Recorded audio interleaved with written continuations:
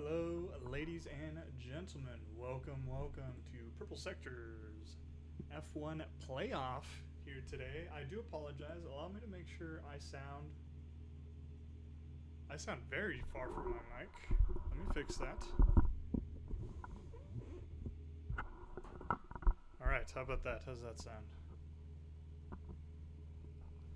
Maybe a little louder gain there. Alright. There we go. Alright, I do apologize for that. I had my mic off to the side where I don't normally have it, so that was on me. But moving on here to our playoff schedule. Once again, thank you guys for joining me. Here's a quick overview and our final look at the Season 13 calendar here. I'm very sad. It's been a fantastic year, or at least Season 13 here. A lot of great racing. Incredible battles from all of our drivers. I mean, it's been an absolute blast. I have attempted to upload everything to our YouTube channel, so if you follow us, make sure to follow us on YouTube as well, where you can see some replays. We've had some fantastic races. I did start the YouTube a little late, and I'll admit I've been a little inconsistent with it. Starting Season 14, though, I do swear to you, the viewers, that I'll be a little more on top of that.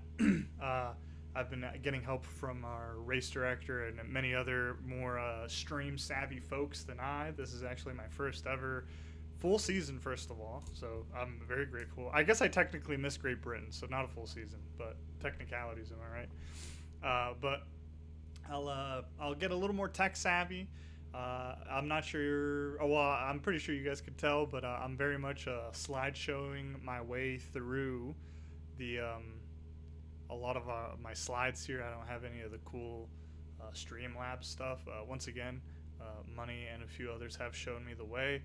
I do need to sit down and get that fixed, though. But looking here for our final three races, Monza, Zandvoort, and the Red Bull Ring will be our three deciding championship tracks here. Starting off with Monza, we have a full grid, or almost a full grid, I believe. Allow me to check. We have 15 to maybe 16 drivers joining us here today. So it is a nearly a full grid. We're only 4 drivers short here. And the way the championship is going to go down, I'll just read this wonderful little message from our director of motorsport here at PSF1. This is a direct quote from the Discord channel here. But tonight is the playoffs. We have a very entertaining event ahead of us. The tension is very high, and the stakes are even higher. Playoffs will start with a sprint in Monza. It will be a one-shot qualifying session, and the bottom half of finishers will be eliminated from the playoffs. The top half will advance and start the next event in the Dutch sprint. They will start in order of finishing Monza. The bottom half of finishers will be eliminated from the playoffs, and the top half will advance and start the next event in the Austrian sprint. This will decide the playoff championship and the ultimate winner of Season 13 with PSF1. And then Money, who will be joining me later here in the commentator booth, does have a surprise that the staff have put together. It is undisclosed, and it'll be announced in the middle of the Dutch sprint, so I am quite excited to share that. And then he has some final words here: drive safe and drive fast. So nice message here from the director of motorsport to start off our playoff session here. But excuse me, moving on, I do apologize. I do have confirmed bronchitis here at this point, so the coughing is not for any other reason than my lungs are weak. We are still waiting for some of our drivers to join, but as I always do, I will be talking about our very first track here, Monza. Now, the Temple of Speed is probably one of the most recognizable racetracks in motorsport in general. I mean, it's the Temple of Speed, man. I don't know how else to explain it. If you're a motorsport fan, you know Monza. It is one of the most iconic tracks in motorsport history. It's actually the third oldest purpose-built circuit in the world. It was built in 1922, so not only is it one of the most iconic, it has stood the test of time, obviously with some changes throughout the years, but nonetheless, it has stood the test of time and has stayed as one of the most memorable tracks ever.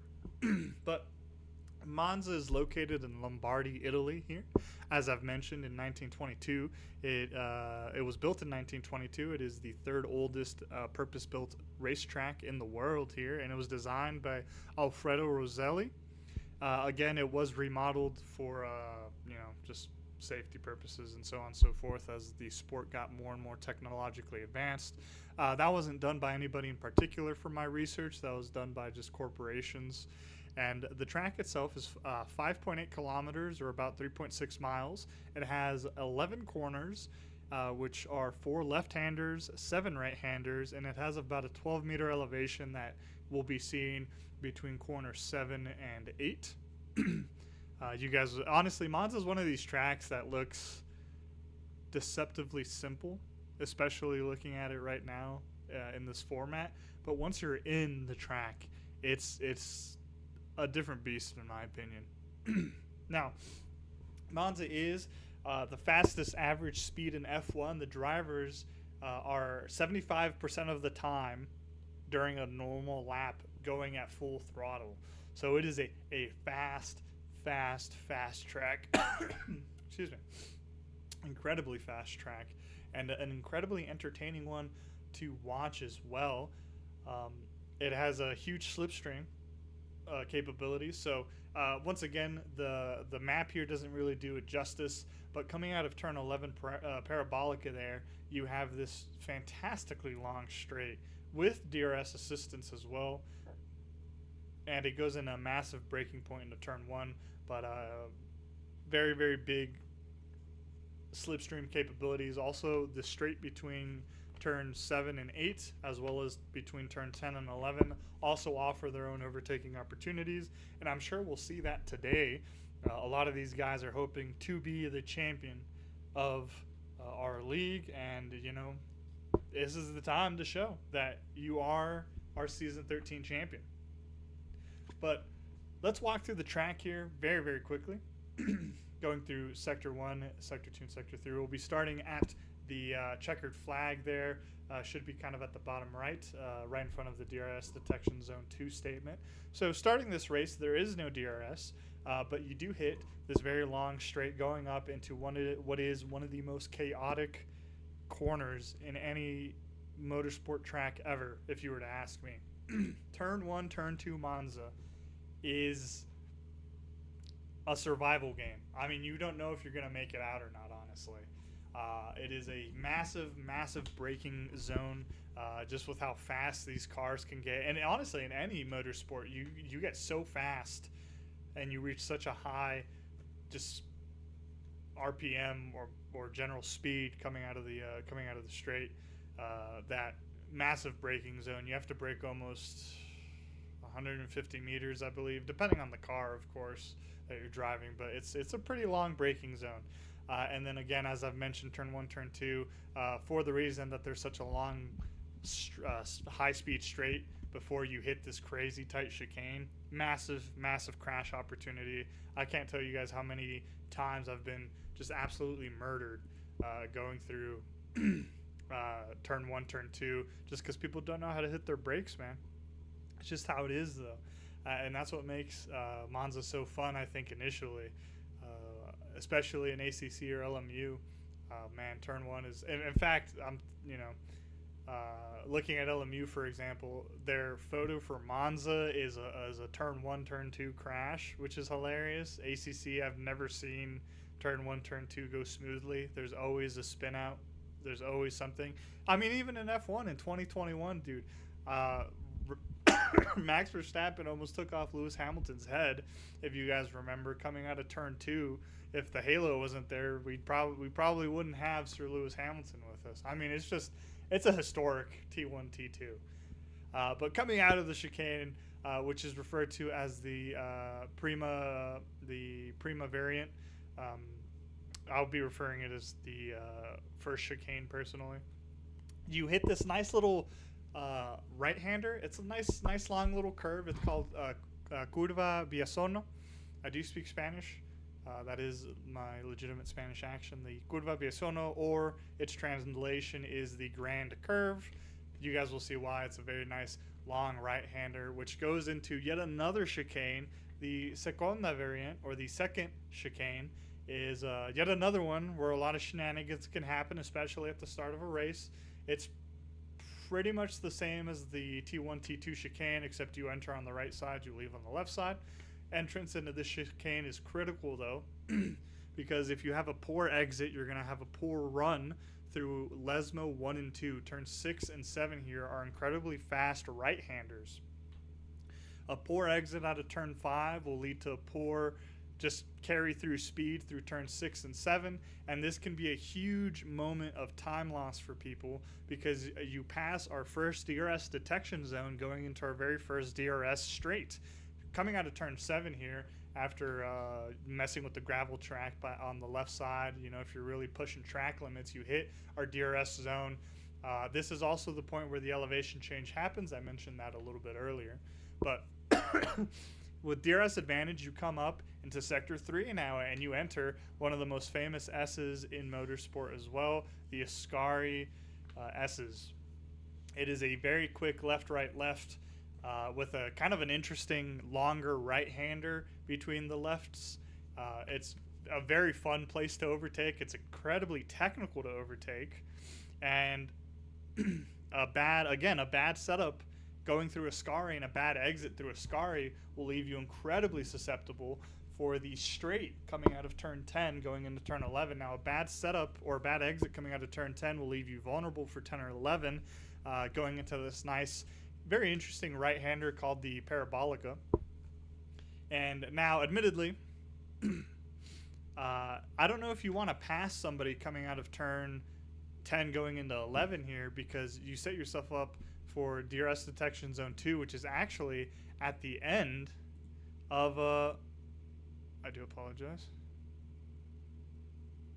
I'm reading some information in the pit lane here. But as I was saying, coming out of turn 11, if you do get the DRS detection zone 2, which will be a huge benefit going into the second DRS straight, crossing the finish line, and ultimately leading back up to our first chicane here. Now, again, very simple looking. Many may think very difficult to drive. This is one of those tracks that it's easy to be good at. It's hard to be a master at it. I mean, you have to be so meticulously perfect lap after lap to really keep that speed advantage. I love driving this track. It's one of my favorites, though. I don't know who doesn't like. If you don't like this track, do say something. If you love this track, I'd love to know. But it's one of my favorites in the calendar by far. Now, regarding the speed component, now the setups and the setup that the cars will have, or that we can most likely expect, is an ultra low downforce. We're not going to be seeing any downforce in these F1 cars as we go through Monza here shortly. Why, you may ask? There's just so much high speed throughout the entirety of this track that wasting any type of time or downforce on your vehicle will significantly slow you down over the course of the lap. I mean, I mentioned it earlier. You're 75% full throttle the entire time, You can't sacrifice any kind of downforce for the corners because you're going to be slow on the majority of the straights. And then, of course, you need strong, stable braking stability. You want to make sure you don't lose the car going into any of the major braking zones, such as T1, T2, T4, T5. You do need, I think, some brake tapping before Ascari, or maybe I just suck. And then, obviously, you need some notable braking going into turn 11 for a good slingshot out of the Parabolica. And then, on that same note, you need a stable rear as well. You're swinging this car so much, just absolutely turning the wheel at the last second to really maximize any kind of momentum. You can very easily lose the rear of your car. So it's nothing to scoff at. It's a track to respect for that reason. And then some famous moments. I mentioned one earlier, but in 2021, of course, we had the huge T1, T2 incident between Lewis Hamilton and Max Verstappen, where the Red Bull of Verstappen jumped up and over the Mercedes, its rear back right wheel, I believe, going straight to where Hamilton was sitting. And if the halo wasn't there, Hamilton would have been effectively crushed. I believe even when they came to like a full dead stop after all the momentum was lost, I think the Red Bull was still sitting on top of the Mercedes. But that I don't remember too well. I don't remember too well how it ended. Thankfully, both drivers, especially Hamilton, was okay, obviously. And it sounds like I just had a gentleman here join me in the booth. Ladies and gentlemen, here's Money, our director of motorsport at PSF1. Money, if you want to say hi to everybody.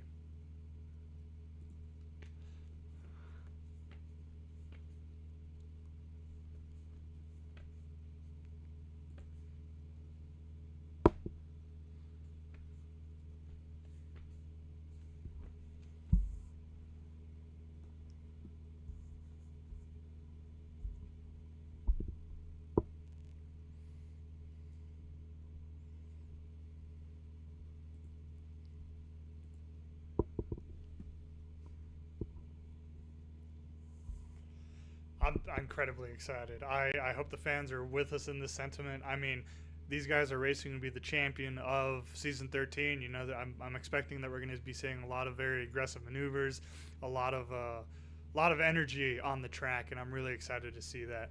And on that note, ladies and gentlemen, we are loading into our one-shot qualifying for Monza here, so I will be loading over to the game cap. Once again, if you're joining us here, do say something in the chat. I absolutely love talking with you guys. Now that we have Money here as well, I'm sure he'd love talking with you guys. And let's see. We start in 1 second. Let's see what happens. I just realized I got to turn my sound on, actually. All right. A little bit cloudy today on the Italian track here. Who do you think is going to be taking pole position today? Honestly, this is going to be a tough one. We're going to have to find out really who has the tenacity here. I know a lot of drivers said they did not have enough time to practice because we did have some other events with the league going on. However, a lot of these drivers really, um, regardless of how they qualify, they end up finishing really well. So I think this season is, or excuse me, this playoffs is going to be very interesting. And it looks like we are waiting for Sakizo to get their, or not Sakizo, looks like Despy here is getting their setup. They were a late joiner. Um, so we got a few seconds here to start.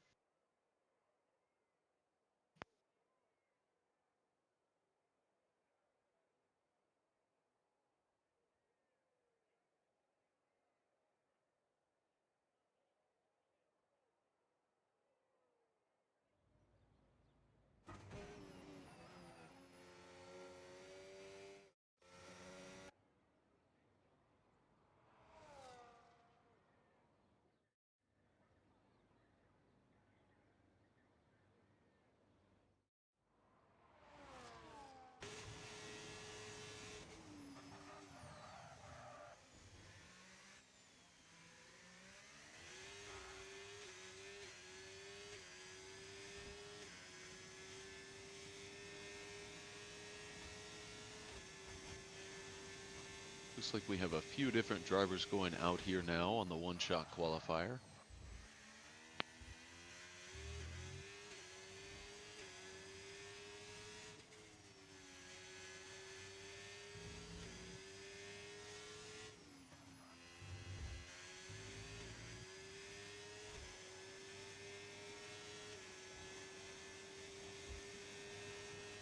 Looks like Reimer so far is leading the pack. With Rebel closely behind and Prosk, of course, right behind them. If it was my guess, I would have actually guessed the exact same thing.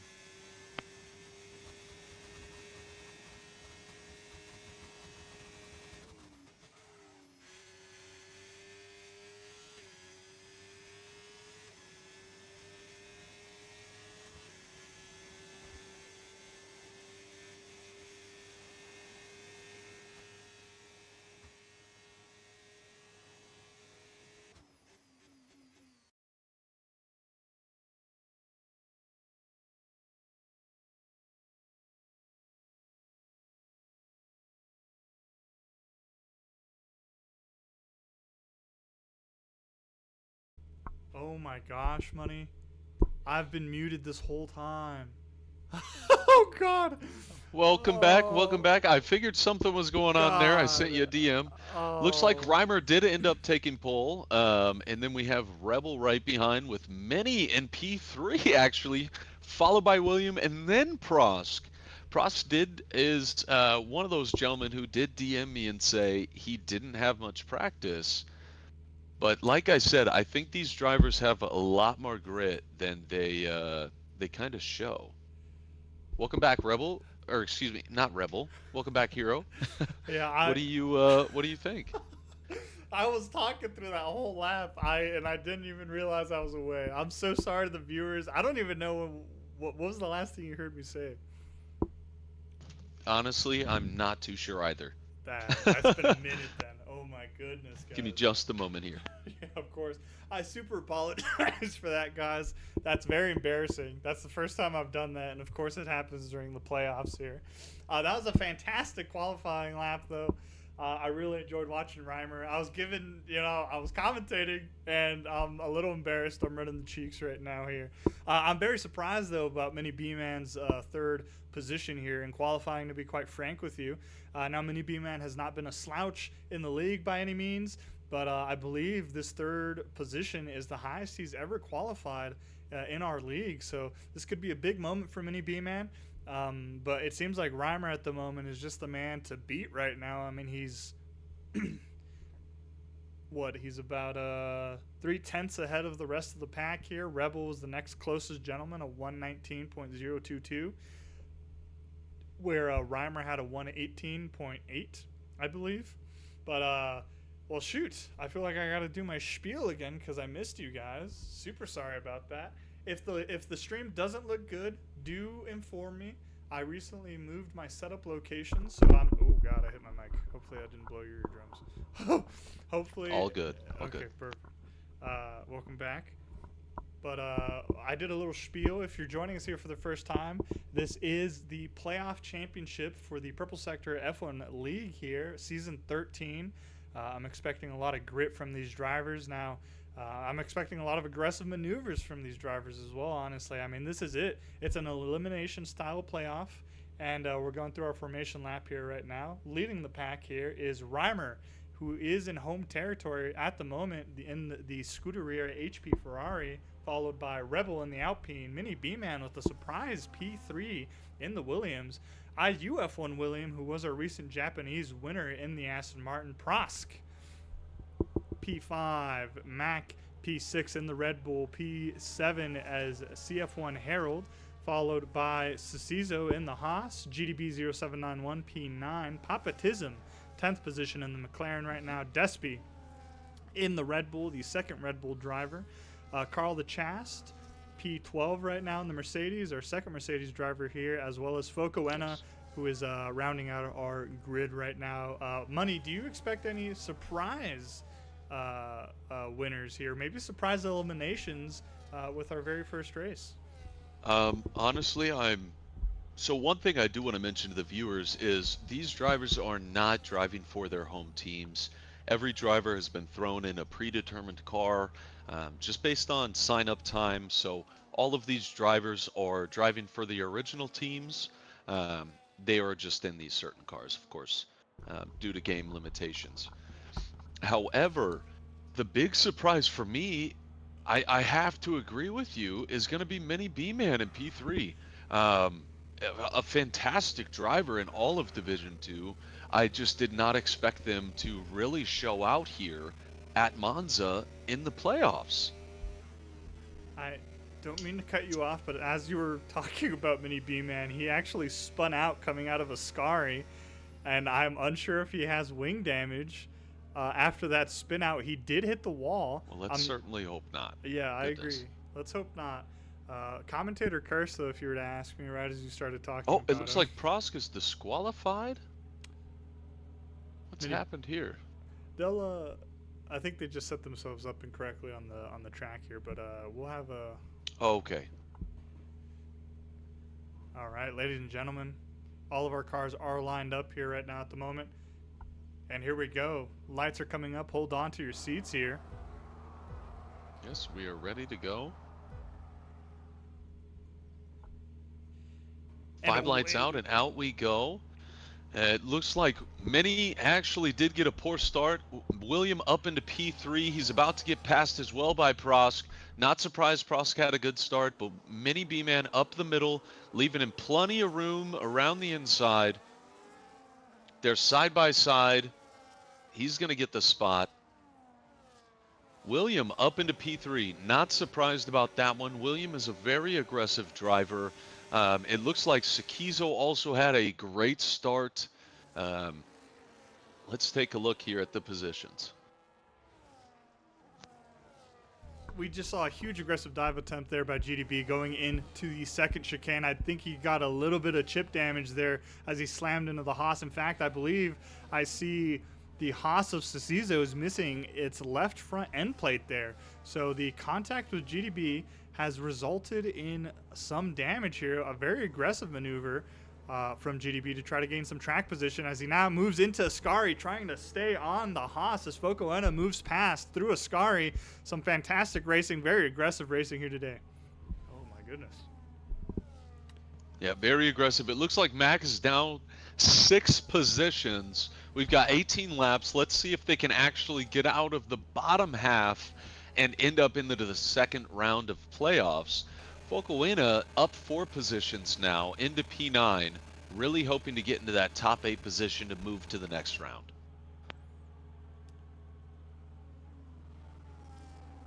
We do see CF Harold here make a move on Sakizo. Sakizo trying to hit a switchback going into the T1 braking zone. Unfortunately, not able to get the maneuver done, and we see the Mercedes driver move up yet another position here.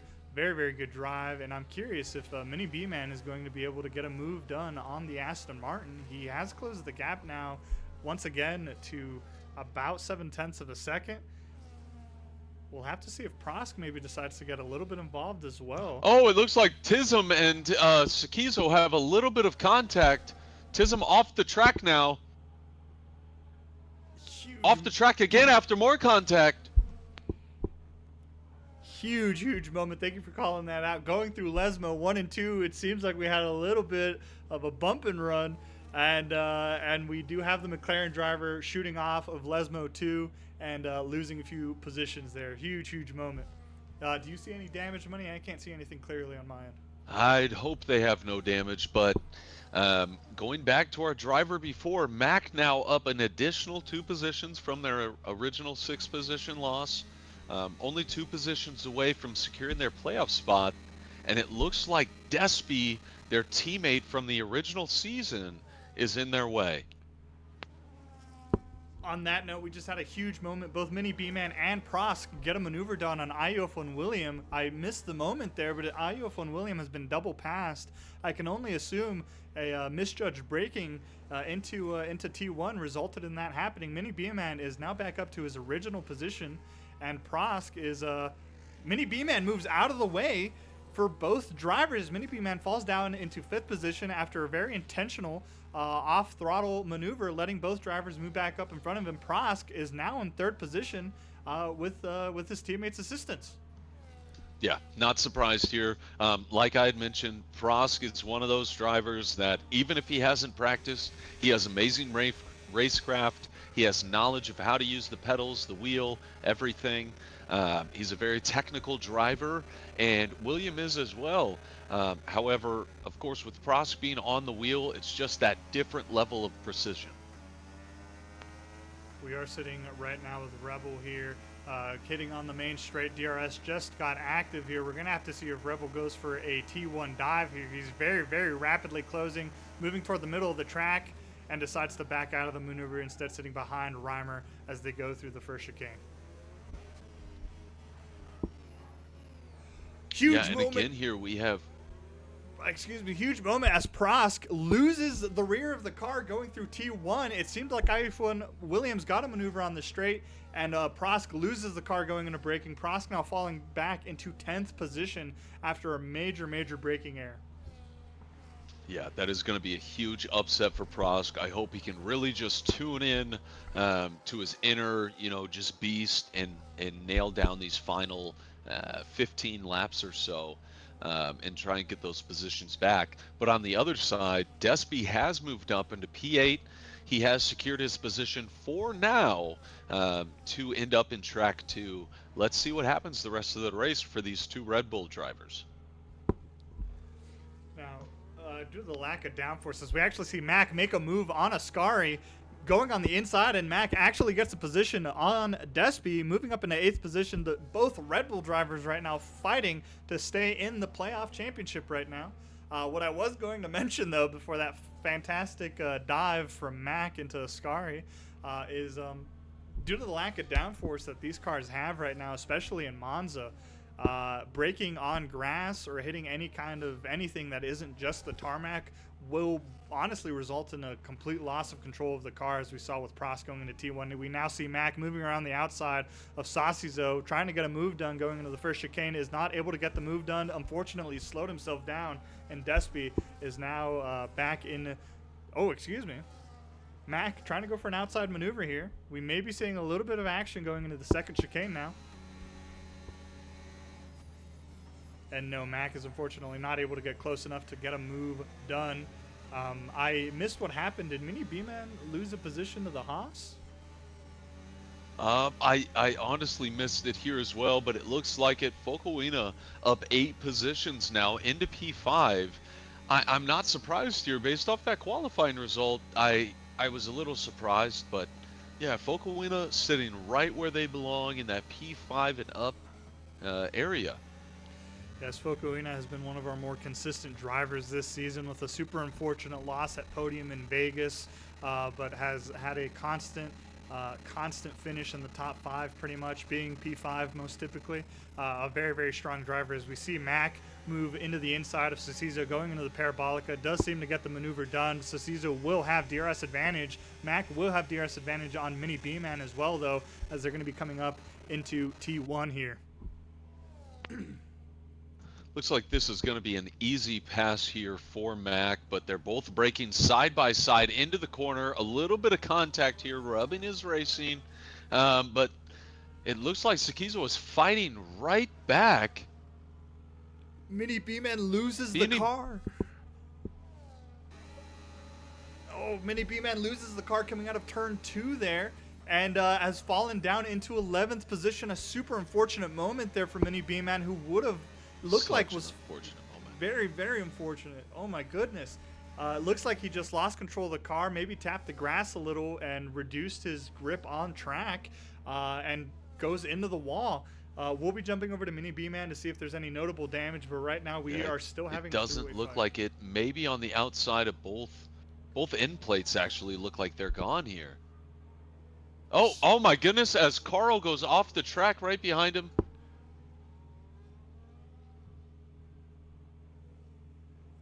Looks like Carl might have damage as well, and GDB down 4 positions. I'm not sure what's going on with these two drivers, but let's hope they can pull something out in the last 12 laps of this race. Of course, we want to see everybody fighting for this championship, fighting for the playoffs, fighting for round 2.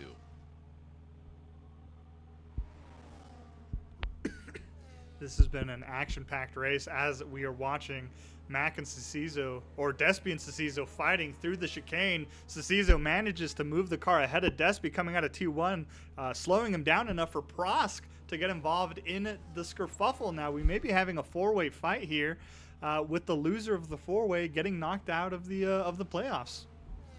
Looks like Mini B-Man now is pit early. They have changed their wing out, so there was an issue there. Honestly, this is one of my biggest upsets here. Mini B-Man with a fantastic qualifying, now down 10 positions. But trying to warm these tires into turn 1. They're on the hard tires. They have a lot of race left, and with the undercut, they may have a slight advantage on P8, P7. It looks like now they are 11, 14. They're a little over 40 seconds behind, but with this undercut, I think Mini B-Man may be able to come and approach into this second round. We do have CF1 Harold be our first pit stopper in the top three right now. Focoena follows him in. IUF1 William gaining track position due to that. We do have three pit stoppers now, a Mercedes, a Haas, and a Red Bull here. Yes, with all of those drivers going in, it looks like Despy is up a net 7 positions without the pit stop. I'm really interested to see here if they pit stop in the next race, and it looks like Prost just overtook them. Not too sure here. Yes, so I was watching that. Prosk, Despy, and Cecizo went into T1, With a T2 little slide. fighting. Yep. Cecizo touches the grass, loses control of the car entirely, unfortunately, spins himself out, and Prosk gets a move done on Despy going around the grand curve, and Prosk has moved himself up into 4th position. Fantastic driving from Prosk here, especially after the unfortunate moment earlier in the race. Yes. Glad they're up into P4 and P5 respectively. However, they also do need to pit. And so, Mac, Focoena, Harold, these drivers are coming for them. And I'm excited to see here as Rebel gets a 10-second penalty heading into the pit lane, speeding in the pit lane. This is really going to hurt Rebel's race here and his starting position on the next track. We see Despy and Prost come in now. All the front runners are coming in. I mean, depending on how the rest of the grid, Cecizo also gets a 10-second penalty for speeding in the pit lane. Cecizo may have unintentionally risked his ability to go into the next. Carl the Chas follows him in with another 10-second penalty. All these drivers are pushing the limits right now of their cars, trying to maximize every inch of speed they can. All three of these drivers have severely affected their ability, possibly to get into the playoff, and definitely where they're going to be starting. Yes, absolutely. It looks like Mini B-Man also had just set the fastest lap. I'm not surprised. As I'm sure you know, Hero, I have set many fast laps in D1 just for Mini, just to come and take them. He is that guy where he knows how to put in these fast laps, and maybe that's the reason he might have some struggles at the end of the race. Tearing up those tires. He might have some struggles at the end of the race. However, with him putting in the fastest lap, down 9 positions now, he does need 4 positions to recover to get into track 2. We'll have to see if Mini B-Man is able to perform a Monza miracle here today. We are currently watching the Mercedes, Haas, and Aston Martin follow each other into the Parabolica. Fantastic camera angle here as we have a caution in Sector 3 here. GDB is out of the session, ladies and gentlemen. GDB has DNF'd from the session. I missed what may have happened here, and we actually have a safety car. We have a full safety car. This could be a huge moment for Mini B-Man and anybody else who is yet to pit. This is a huge moment. I'm surprised Despy did not go in for some new tires here, but they're going to stay out. Hopefully, they may get some track position from this, but this is a very interesting position for the rest of the racers. I 100% agree. This is going to be changing up what is going to be happening. It's going to bunch everybody back up here, and not only that, but we actually have IUF1 William here, who's doing another pit stop. I believe he's throwing on soft tires, and Mini B-Man also in the pits here. And I will correct myself here. IUF1 William and Mini B-Man go back into the pits for a fresh set of medium tires. I believe they're anticipating the safety car to go a few laps here, and they're going to be trying to take advantage of the softer rubber to overtake the rest of the grid. Now, going back to Rebel and his 10-second penalty, this is not what Rebel wanted. Rebel, despite the 10-second penalty, would have finished in the top 8. Depending on how long the safety car lasts, Rebel may be out of the playoff contention. I'm not too sure about that.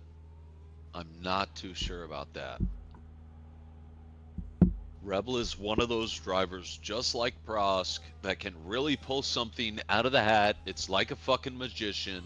Excuse me for our younger viewers, but it's like a magician, and he does things that, the average driver just cannot pull off.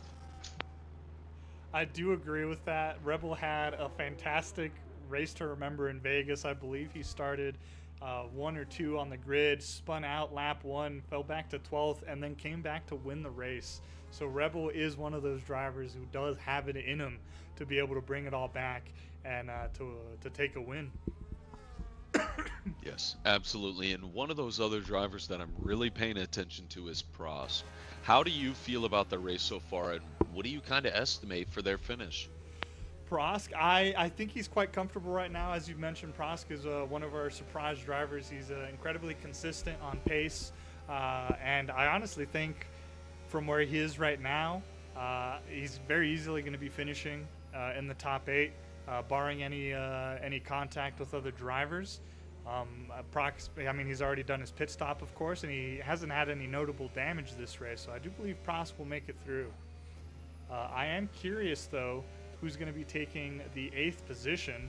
We've been seeing a lot of position changes this race, kind of in our number 7, number 8 spot here. So I honestly couldn't tell you who's going to be our last 2 finishers here. If I had to take a guess, I think if this safety car goes another 2 laps, maybe even 3, I think Mini B-Man gets 8.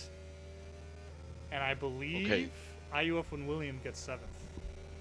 I think I might have a more interesting viewer question. It might be more controversial, but who do you think is going to be the 9th finisher? You know, I think back to Talladega Nights, and I think back, if you're not first, you're last. This 9th driver is going to feel like he's last. Who is it? That's a brutal question. I'm not going to lie to you. This grid has been incredibly tight, honestly, as we've seen so far. Oh, man. That's a heavy question. Let's see. It's loaded. It's loaded, brother. I think I'm going to have to... Oh, man. I think Despy's going to be our 9th place finisher, unfortunately. No, I don't really I know. pray it not be true. I love Despy. I hope they can both finish in the Red Bull team, as well as the team principal. Unfortunately, just not having the best race in the Mercedes. No, man.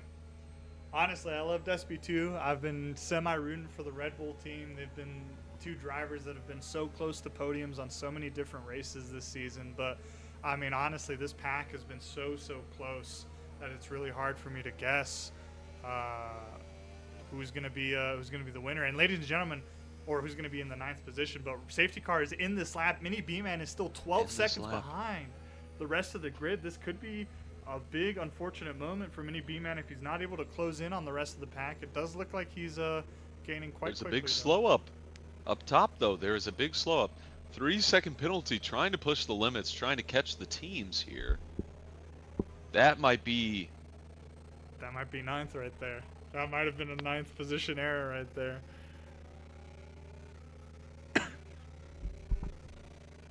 Ladies and gentlemen, we're currently following Rebel here right now with the 10-second penalty as we go past turn 11, and Rebel takes us back to racing conditions. CF1 Harold managing to stay quite close to the rear of this Alpine with a fantastic start from both of them.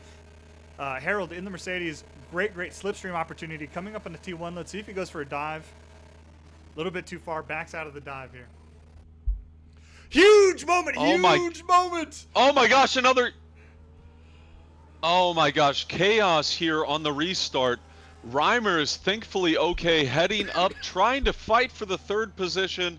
Focoina up into P4. Oh my goodness, a lot of contact here. I'm sure there's going to be huge talks in the steward's room. Oh my goodness, big contact here. I believe Mini B-Man was attempting to stay off the brakes as late as possible, and unfortunately, it looks like he rear-ended the Red Bull of Mac here. Mini B-Man, or no, excuse me, maybe Prosk. Prosk has right front end plate damage. I'm not too sure what happened. I do know that a Williams rear-ended the Red Bull driver, and I'm not quite sure between who that may have been. But a huge moment. Mac knocked out of a comfortable 5th position, I believe, and Despy actually moves up to take that 5th position as his teammate. Insane moment here, and I mean, I think it goes to say for both of us, we just we have no words for the chaos that interrupts in some of these playoff races. Unfortunately, these races are back to back. So the bottom finishers are gonna be out. I I just don't know how these top eight are gonna feel about their finish, though. I mean, DNFs and contacts is part of racing. I can't tell you how many times I've finished in better positions than I think I should have been in due to driver contact on driver or driver error alone.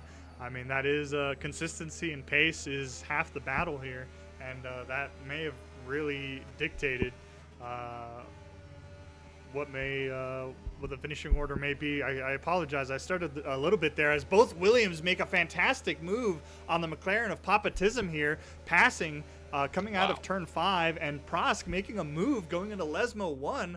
It kind of caught me at a loss for words there as I was trying to talk. That was a fantastic double move. Both Williams are now back into the top 8 contention. Yes, and let's not forget Rebel in P1. He might be 3 seconds ahead, but he still has that 10-second penalty. So if these top 8, 10 drivers can stay within those 10 seconds, We have another safety as car. it looks like we might have another safety car. Carl DNFing. Carl the Chast, I did see the DNF. I didn't believe that it was a loss of control, but it seems like Carl the Chast lost the car going into Ascari. That's the last I saw of him, and has brought out yet another safety car. He must have tapped the grass or something. I'm not too sure. I'm watching a replay here right now, and it looks like Carl the Chast. Whoa, that was strange. Carl the Chast, his wheel may have disconnected from the replay. I'm looking at the stream here. It's a little delayed. He goes straight. He doesn't take the left necessary to go into turn 10 of Ascari, and he goes straight into the wall. So I'm a little unsure what may have occurred there. Yeah, definitely a lot of confusion here at the end of the race. Rebel has somehow ended up in position 10. I'm not sure if they had went into the pits um, to try and get rid of that 10-second penalty right before the safety car there, but I hope the safety car goes in soon because a lot of these drivers are going to have no shot if not. I do 100% agree. These 3-second penalties are going to be brutal across the board. Mini B-Man, Papatism, both the 3 seconds. It seems like Rebel did serve his 10-second penalty. I don't see it on his persons anymore. A reasonable decision, if you were to ask me. I mean, a safety car here is bunching everybody back up. A 10-second penalty is going to be brutal to try to, outpace everybody on with, what's going to be 3 laps left once the safety car comes in.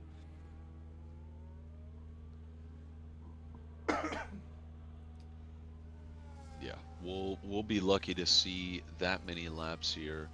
Um, Hopefully it happens. But yeah, a lot of controversy here on our first round of the playoffs. 100% agree. I mentioned it while I was muted, but I had predicted that we were going to be seeing chaos during my mute period, and I mean, these guys want to win. This is their time to win. This is their time to try to make those decisions that they maybe wouldn't make over a longer race period. And sometimes it doesn't work out, but for those who've made those hard decisions or risky dives and are in the top 8, I'm sure they feel fantastic right now. And Mac, ladies and gentlemen, in the Red Bull, actually going into the pit lane here. I'm a little worried for Mac's decision here. I feel like the safety car is going to be going in this lap. Something my gut's telling me. Carl the Chast here in the Twitch comments here, shout out my front right. I assume you refer to either your wing or your tire. Super unfortunate there from what I saw in the delayed stream replay I have pulled up to the side here. Yeah, it looks like that was just an unfortunate moment, Carl.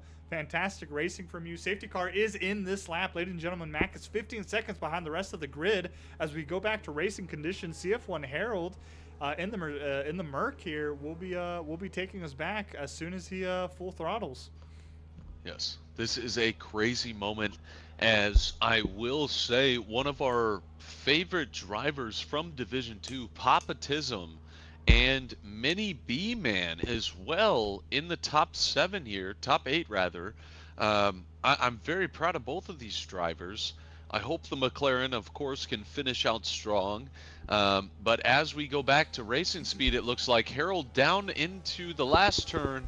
Reimer quick behind, but still 5 tenths behind, pulling up into the 4 tenths, now 3.5 tenths, really pushing. Looks like a lot of overtake is being used here into the turn one.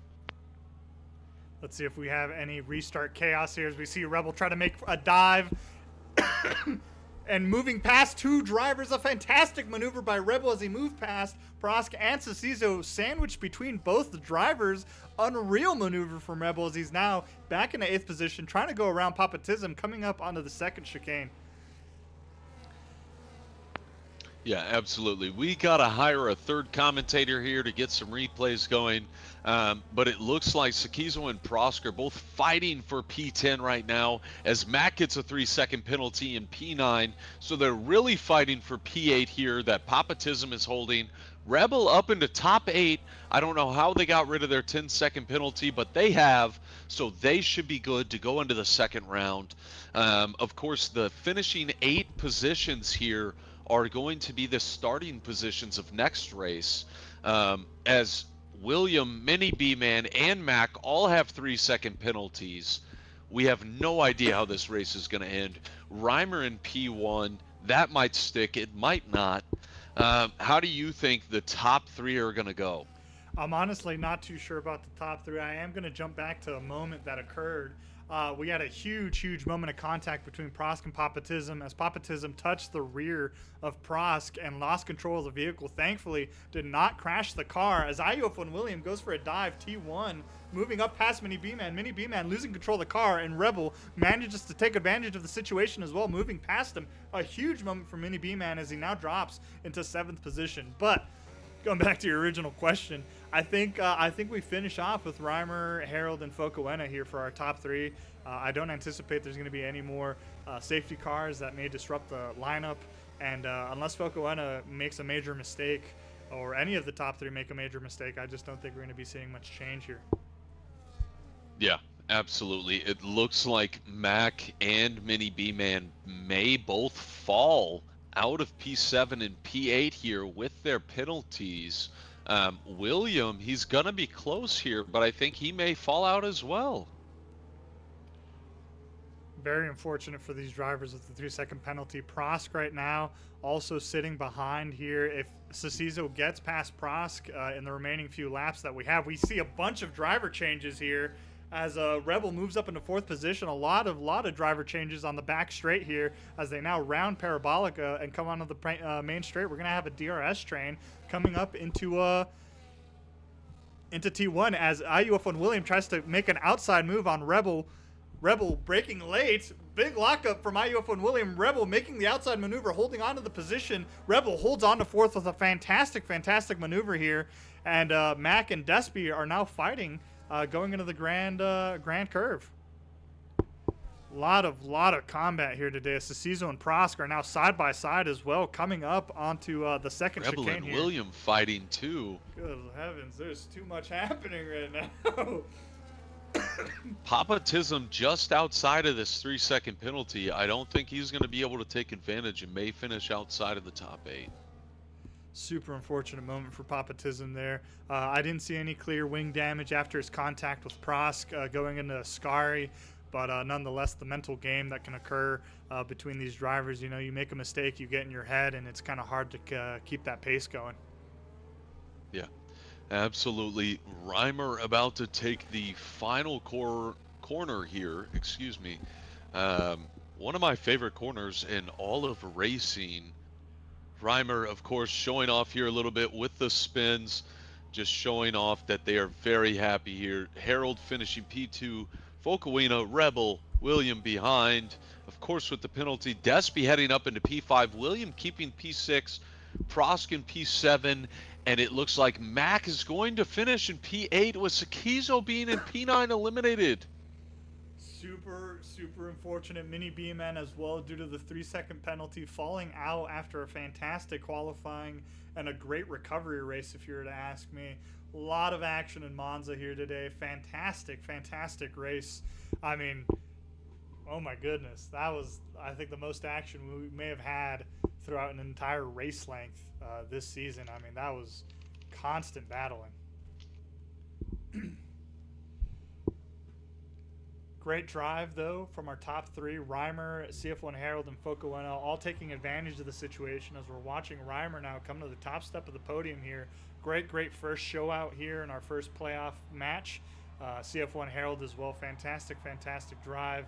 And Focoena, who is finally on the podium this season. It is a playoff match, so he's probably hoping for a bigger top spot here by the end of our 3 races, but nonetheless, fantastic race. I had a great time. I am trying to pull up our top 8 finishers here. I did not. Oh, as I get a controversial message from Focoena, which will be skipping Zandvoort.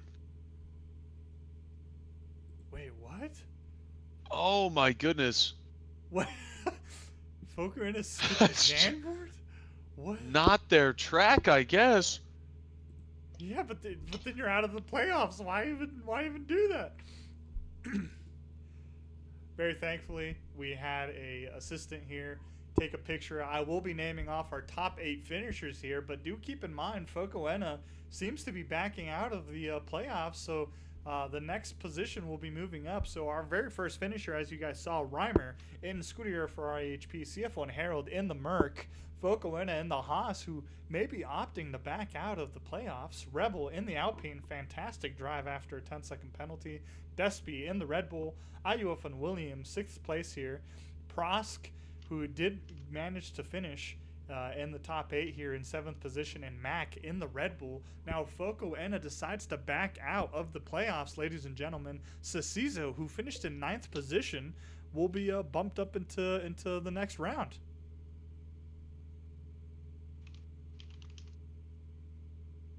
Huge moment here. I will be... Ooh, that's on me, guys. Trying to convince here. Yeah, this is a huge moment.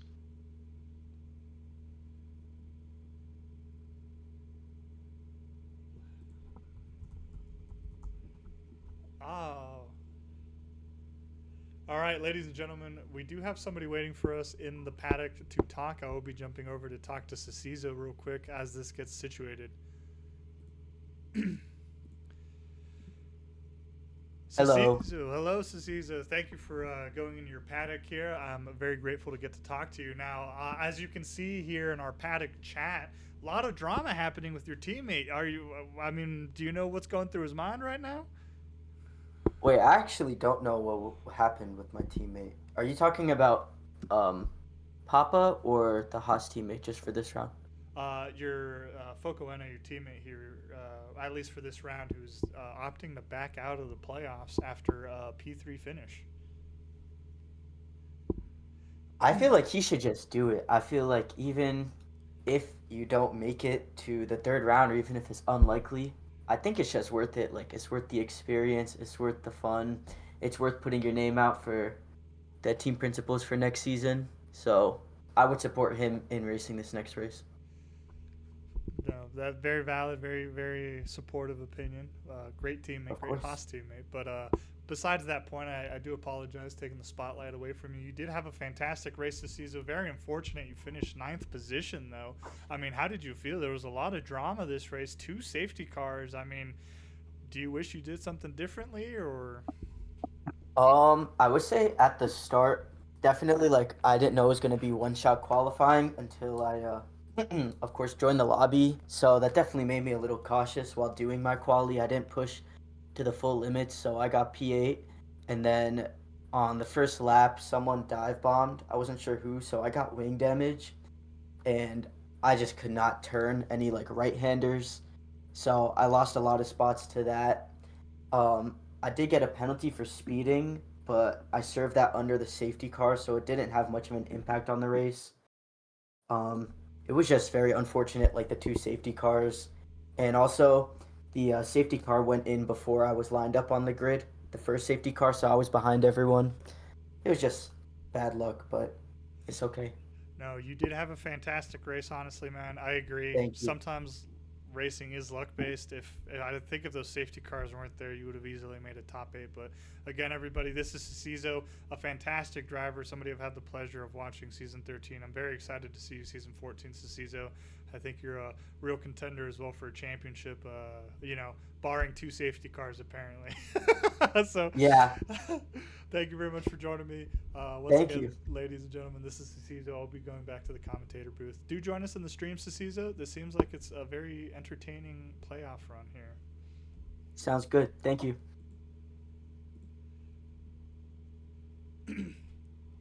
All right, ladies and gentlemen, I'm back here with Money after a quick interview with Cecizo.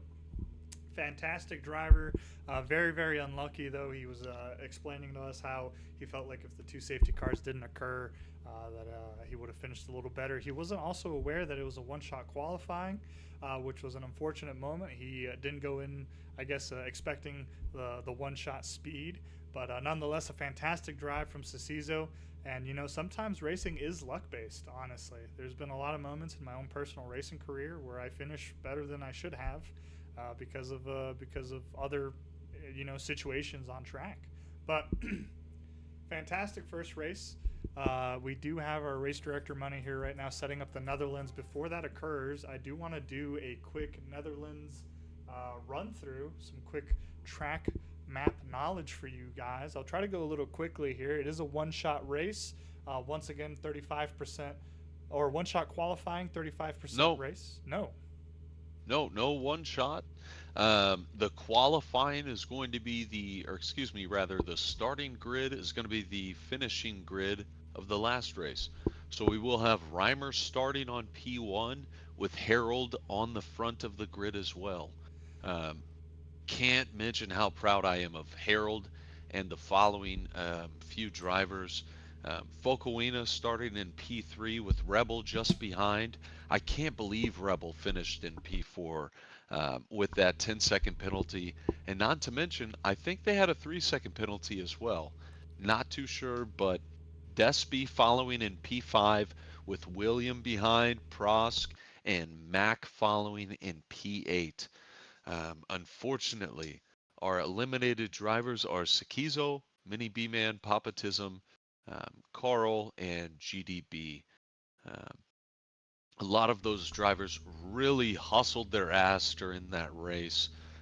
Sorry to see them go, but of course, this is the playoffs. This is the most tough version of PSF1, and let's get started. Actually, Of course. So, ladies and gentlemen, as we're loading into our next race here, we are looking at the Zandvoort track here. It is a 4.3 kilometer, 2.6 mile long track. There are 10 right handers, 4 left handers for a total of 14 corners. And there's only about an 8-meter elevation change, though, that doesn't describe how this track actually looks. Zandvoort has constant uphills and downhills, even though it's only a total of 8-meter change. Now, this is a very, very tight track. So, once again, regarding how the drivers finished in Monza, that is very much going to probably be potentially, excuse me, dictating our finishing order for the coming race here. There are some major overtaking spots. Obviously, T1, T3, and T11 here are kind of the primary ones coming out of the DRS section zone 1 in sector 2. Really gives you that advantage. And then, of course, T1's a super nice long right hander with a lot of room. I believe drivers can hypothetically go 4 wide through that, if they're behaved enough. So, some very wide portions of this track to really offer the opportunity for drivers to get moves done. But other than that, I mean, very technical track, a very fast track. I absolutely love racing this track personally, Money. I don't know about you, but it's definitely one to respect, especially in high pressure conditions. yeah, absolutely. I did mention something before the races here that we are going to do clear weather, so we are setting that. Um, and yeah, this is going to be a very interesting race. A lot of big curves.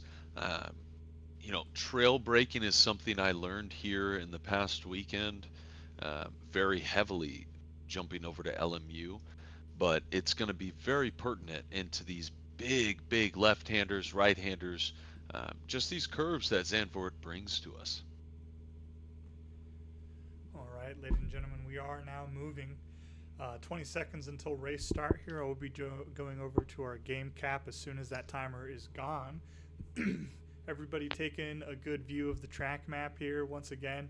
I really feel like the 2D image here doesn't do justice to just how crazy Zandvoort looks like. I mean, it's a fantastic track. We're gonna have to see how these drivers handle it, especially once again in these high stress conditions of the playoffs. Yeah, absolutely. I know there was a lot of contact there.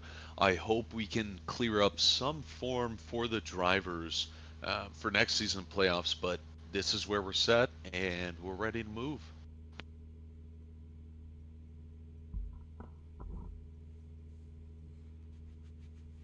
Heart is beating a little. Oof, that was a doozy first one. Zandvoort is a it's not the most popular track if you were to ask me amongst drivers. I personally enjoy it, but I do know a fair amount of drivers who don't enjoy it. Money, how do you feel about Zandvoort? Yeah, definitely not one of my favorite tracks. However, that's kind of why you put it in the playoffs. It doesn't matter if it's your favorite, doesn't matter if it's necessarily an easy track. You have to be able to perform on all sorts of tracks. 100% agree. You guys heard it here first. Our director of motorsports is a villain. Good choice, though. I personally like Zandvoort, honestly. I think the banking in we have CF1 Harold 91 has left the session here on my screen. Hopefully, he's able to rejoin here soon. Maybe a little bit of a technical issue. Obviously, we don't want to be missing any of our drivers. Excuse me.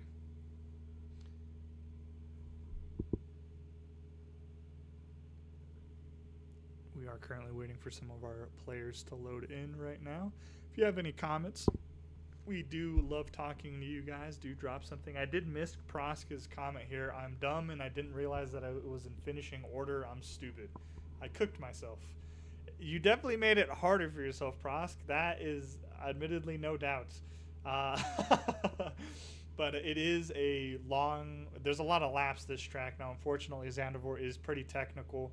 There's a lot of action, pretty much every sector going on, and you got to keep your head down, Prosk. You did a fantastic drive in Monza. All the drivers did, and we're just gonna have to see what happens here as soon as we get all of our racers to rejoin. I will be moving over to the paddock here super quickly, so I do apologize. Quick second, guys.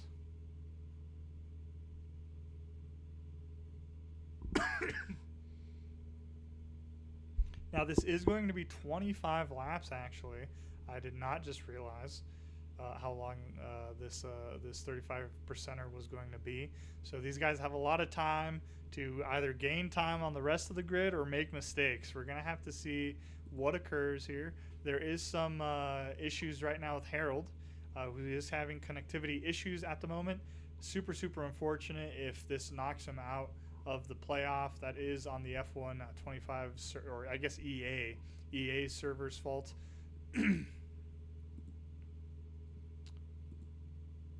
We are trying to get him to rejoin here as quickly as possible. And no, unfortunately, we will be moving into the formation lap. I believe Harold will be able to rejoin and take control of his bot right now, but what you are watching is a bot. This is not Harold right now. But as we move through Zandvoort, ladies and gentlemen, here's turn 1 here. Let's go on the onboard. Turn 2. Turn 3 has an incredible amount of banking. As I mentioned, the 2D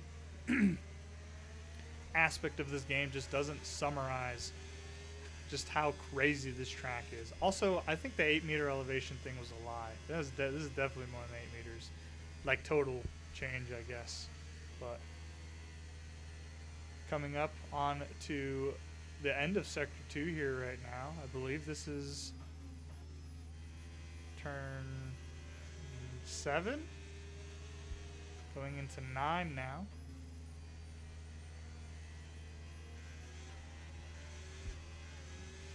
Coming up, excuse me, that was turn 9, 10. This is turn 11 here. I know this is turn 11.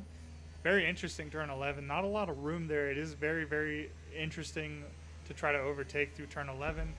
And then as you see, though, you hit this wonderful, wonderful banking between turn 13 and 14. Very, very aggressive banking. Despy and IUF1 William have disqualified themselves. And we now have our drivers come up to the grid, lining themselves up. Ladies and gentlemen, Harold is joining right now. We're going to have to see if he joins just in time as the lights go out. Money, if you're here, I'd love it if you counted off for our lights here, if Harold joins in time. Yeah, absolutely. Looks like Harold's AI is taking their starts now. The lights are going out, and it looks like 5 lights are up. 5 lights are out, and away we go. Harold with no start. Reimer up, Rebel into P2, Focoina into P2 now, fighting against Rebel, but of course he has the inside line. William fighting for P3 now at the moment, with Despy just behind, Prosk, Mac, Harold all the way in the back. Oh, as it looks like Prosk loses the wheel. Huge, There huge. may be a short safety car here. Oh my goodness. Looks like he's able to get it right before there is. Of course, the top 4 drivers here advance into the next race, but there is 25 laps to go. As Prost goes off the track again, unfortunately. Let's switch over here to some of the top field. Mac is, of course, fighting into the top 4 here, riding onto the curbs, into the left-hander, into the right-hander, into another right-hander, into the final straight here to the start-finish line.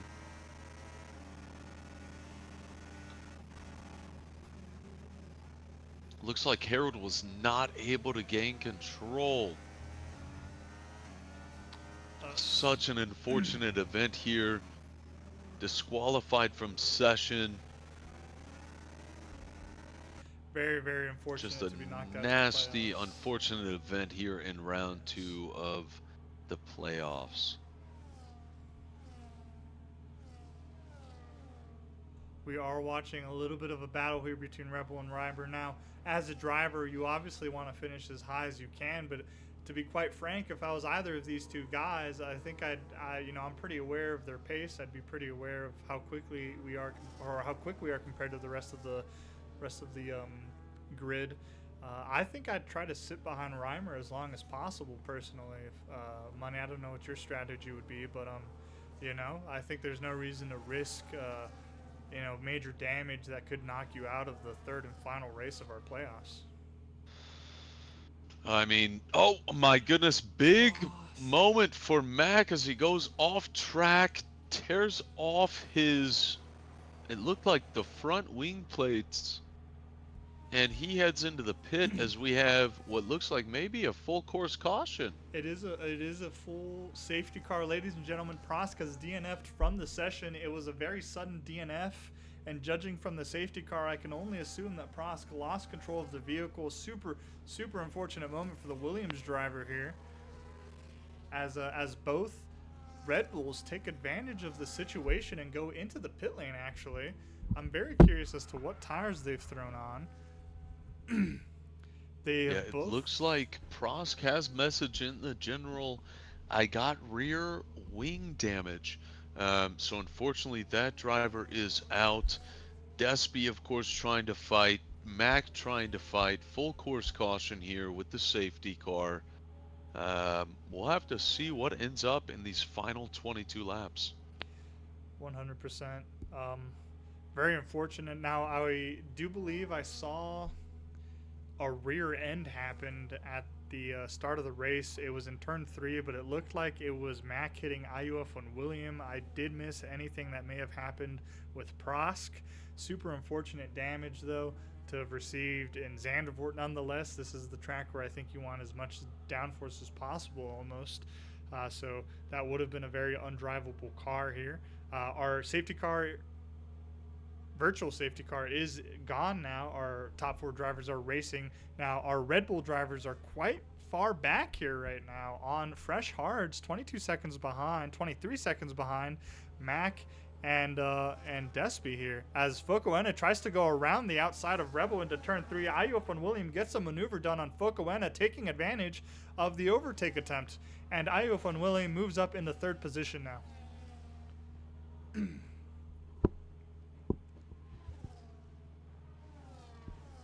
Yeah, absolute chaos here. I don't know exactly what the pit time is here, but 24 seconds is kind of an average that I've kind of found. I hope maybe somebody in the chat has some information here, as Carl puts in the dynos in the chat. Thank you for the dynos. We'll have to see how these last 21 laps go, but essentially, Mac and Despy have a long road ahead of them. They really have to fight and tear off these laps. I don't know if they plan to go the full length with these hards, but it'll be interesting to see. I feel like I don't think they have a choice, unfortunately. I mean, the pit stop time, as you mentioned, is, averaging, I guess, 24 seconds here. They're already a pit stop behind. And on hard tires, nonetheless, not in a DRS train, as we see our top 4 drivers in right now. I think they just have to see it through. As I said, that Mac does set the fastest lap of the session. Mac is trying his hardest to catch up. He is now back to 22 seconds from the original 24 that we saw. Now, very interestingly enough here right now, we do have Rebel, who's the only one in the top 4 right now on soft tires, actually. So I'm curious to see what Rebel's strategy is here to guarantee himself a good starting position for the next race, as well as trying to make sure he stays in the top 4 to begin with. Do you have any predictions? Do you think either of the Red Bull drivers make it up into the top 4, or maybe both of them make it up into the top 4? It's a very tough field here with the top 6. I think, honestly, Mac and Despy's biggest advantage is Prosk and Harold are now out of the race. We saw Mac at that 22 second. Now they're falling to 22 and a half, 22.7 seconds behind. I think they can do it, but it's a matter of what does the math say, rather than, the willpower. Mac and Despy are 2 of my biggest opponents when I race in Division 1. Both of them are drivers that I go, okay, I have to push, I have to keep these guys out of my pit window. I have to undercut them. I have to overcut them, whatever it is for the track. I worry about these drivers. So I'm not one to cut them out, not a bit. However, Focoena, 22 seconds ahead. William within that DRS range, Rebel in DRS range of Reimer. It's going to be a tough fight. 100% agree. I'm curious as to why Despy is so much further behind than Mac. I believe, if I had to take a guess, Despy must have been the one that rear-ended William at the start of the race there, resulting in wing damage. That he is about 10 seconds further behind Mac, which is the additional time that a wing takes to get put on. So we'll have to see if Despy is able to race his way back up with the proper wing on him. We have been watching here IUF and William perform a very masterful chase down here of Rebel. He's managed to stay within the 0.5 seconds despite how heavy this course has dirty air. There's so many curves, and these cars in this course specifically rely so much on their aero downforce. Being in dirty air can get a little gross. So this has been a fantastic, fantastic drive here from William as he sticks to the rear of this Alpine. Notably, though, we are watching Rebel here start losing a little bit of time here to Reimer in the front.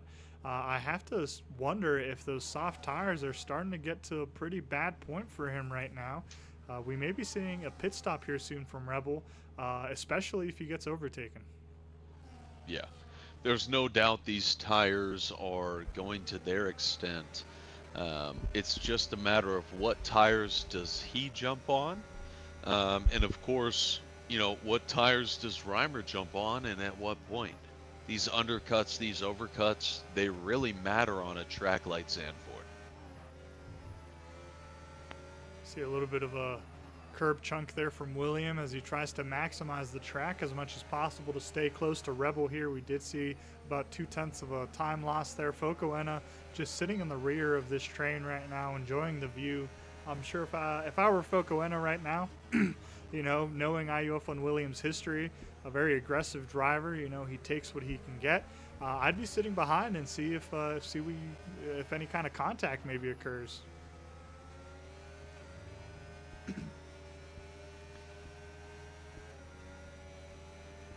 And Rebel is actually now coming into the pit lane. Rebel gets another 10-second penalty for speeding in the pits. Oh my gosh, that might just be the chance that Mac was looking for. However, with that five tire lap deficit, I don't know if that's big enough to save that. Rebel is a fantastic driver, one of the fastest we have on the grid. If there's anybody who can negate a 10-second, it is him, at least to stay within the top 4. But a super unfortunate moment. I don't believe we've seen any kind of speeding pit issues with Rebel this season. It seems like it's all coming out right now in the playoffs. Super, super unfortunate time for that to rear its head. Yeah, there is a ton of time here, but with Mac just 4 seconds behind, 6 lap older tires, however, I just don't know. Maybe Mac's strategy here should just be to follow behind and stay within that 10-second penalty. Oh, I do apologize to cut you off here. A huge moment. IUF1 William loses the car going into turn 13, coming up on the final turn 14 banking zone, nails the wall, loses his front end plate, and is doing an emergency pit stop to change his front end plate, or his front wing now, excuse me. Huge moment. I assume William must have missed his braking point. Focoena moves up into second position now, only 1.8 seconds behind the leader now. And IUF1 William here has fallen back into 5th position now. He's going to have to race Mac here to get back into playoff contention.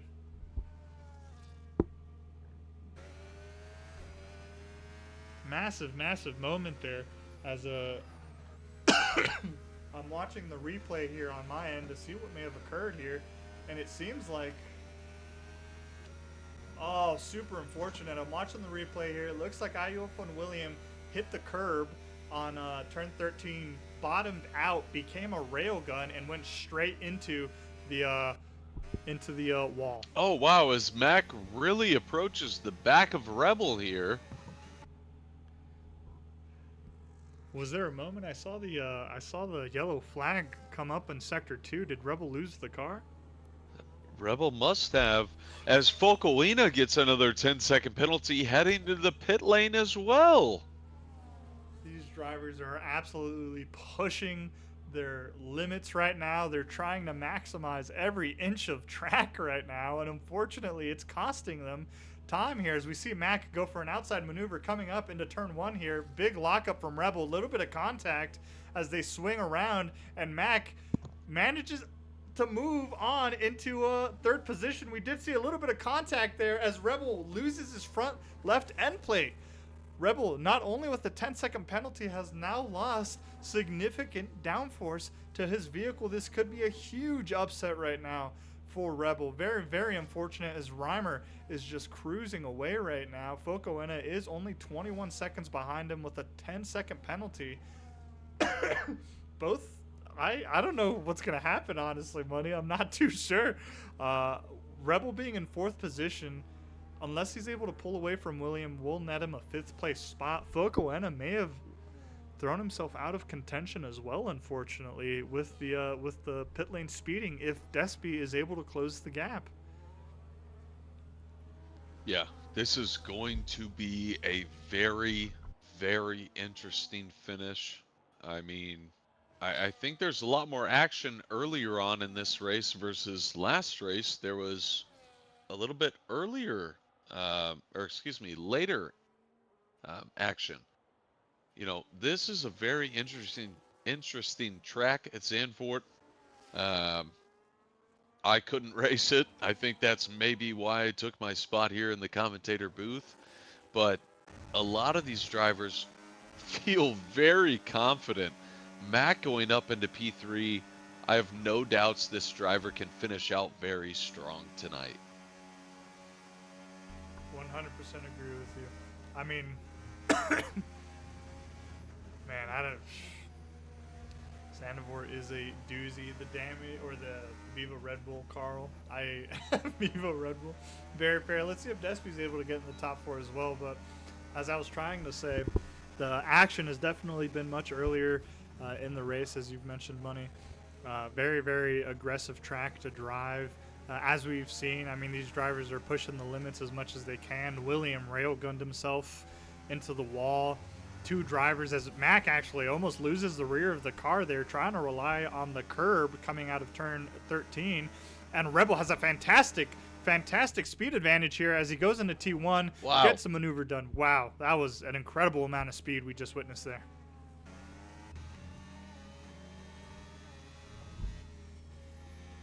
Yeah, I will have to swap here to see the penalty.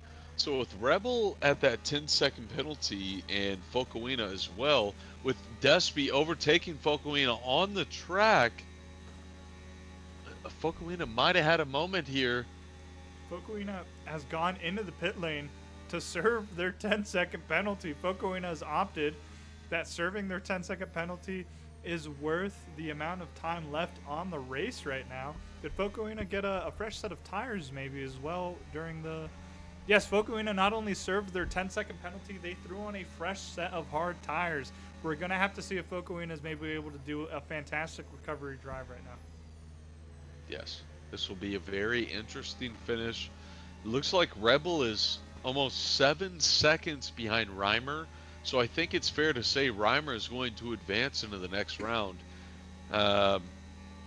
Mac, William, Despy is close behind on that 10-second penalty.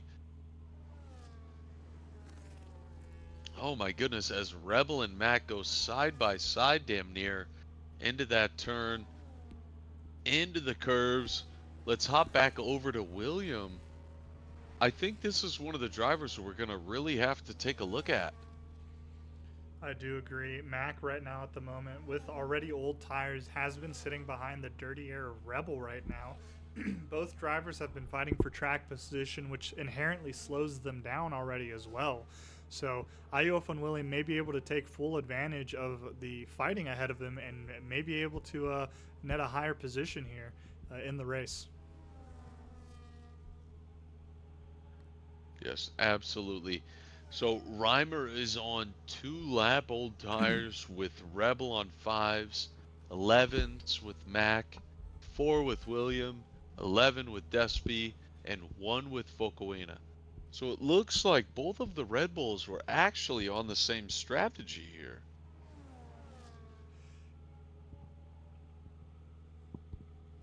That is interesting seeing the teammates here as Mac once again gets another maneuver done on Rebel coming up into turn 1 of Zandvoort here. Rebel trying to fake a little nose on the inside coming up into turn 3. Mac does not fall for the bait here, and Ayof and William is now within 1 second of these drivers. As these guys are fighting, William is going to be able to take advantage of the situation.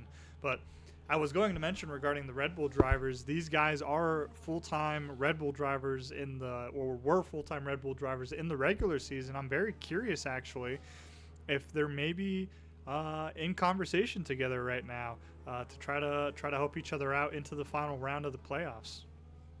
Yeah, so it looks like I mean, honestly, I wouldn't be surprised if both of these drivers advanced with Red Bull next season.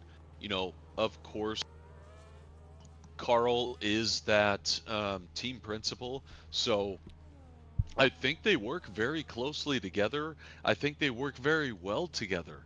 I wouldn't be surprised if we see Mac, Despy, and Ahab in the Red Bulls next season. If another principal doesn't steal the drivers away from Ahab, I 100% agree. It seems that, in my opinion, out of all of the teams here so far, the Red Bull team has had the best synergy between drivers as well as team principals. So I would be quite excited to see what those three can do again moving into season 14. But I think Mac and Despy have made a case for themselves to be drafted a little higher and a little earlier by other teams. Yeah, absolutely. It's going to be very interesting. Um, I know we'll have an exhibition race here within the next 30 days to see what that draft looks like, but these drivers are really showing off their skills in the first, honestly, even in just the first round. There was a lot of contact, a lot of damage, but that just kind of shows the level of competition some of these drivers hold even in the first round of the playoffs. Now, interestingly enough, as we were discussing here, Red Bull's future, Despy has pitted for an extra set of mediums. That's going to be setting him 40 seconds behind fourth position here. Focoena as well is only 30 seconds behind here as Rebel makes a move into the inside. Ayop and William goes for a late lunge attempt into T1, trying to get into the inside of Mac, does not get the move done. Very scary moment as they go side by side, coming up into T3 right now. Ayuf and William trying to position his car to get a move done on either of these cars, and he gets a great exit coming out of T3 side by side with the Alpine. Coming up into turn 6, going through turn 6 now, and Ayuf and William What sits an behind. incredible move by all of these drivers.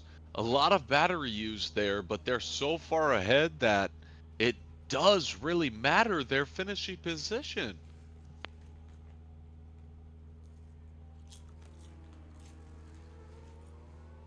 I think if I were Rebel, he hasn't served his 10 seconds here. He's on older tires. I think he lets William through. You will lose track position, obviously, going into the final race. It doesn't matter. The more you keep fighting both of these fantastic drivers, the more you're going to lose time to the Haas behind you. And Focoena Yes. only needs to he doesn't need to close the full 28 seconds. He only needs to close 18 seconds. So Right. Let them carry you into the last round of the playoffs and take over. Take over. I don't know if anybody on the chat is a fan of Game of Thrones, but the Tale of the Seven Knights is out. This is this is the 7 versus 7 in the most recent episode. No spoilers. Uh, it's the battle right now to get into the third round.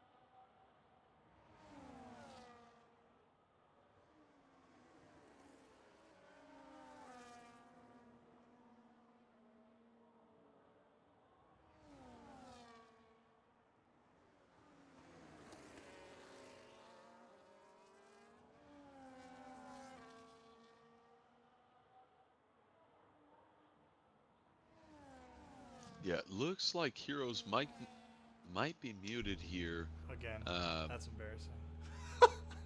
Oh god, dude. Uh, and I only thought I. my audio was broken. And I only do it during the playoffs too. Good heavens. I wasn't saying too much. I was apologizing here for the temporary pauses. I was attempting to reduce my background noise on my laptop here to try to help minimize any possible buffering on the stream. Right now, we're only really watching these three drivers obviously just follow each other. Now, I right as Money actually brought up that I was muted. I was mentioning how Focoena is not really closing the gap too much here, or at least it's been a very slow gap closure. I don't believe at this pace Focoena will be close enough to take advantage of Rebel's 10-second time penalty, unfortunately. Unless a major moment, of course, happens.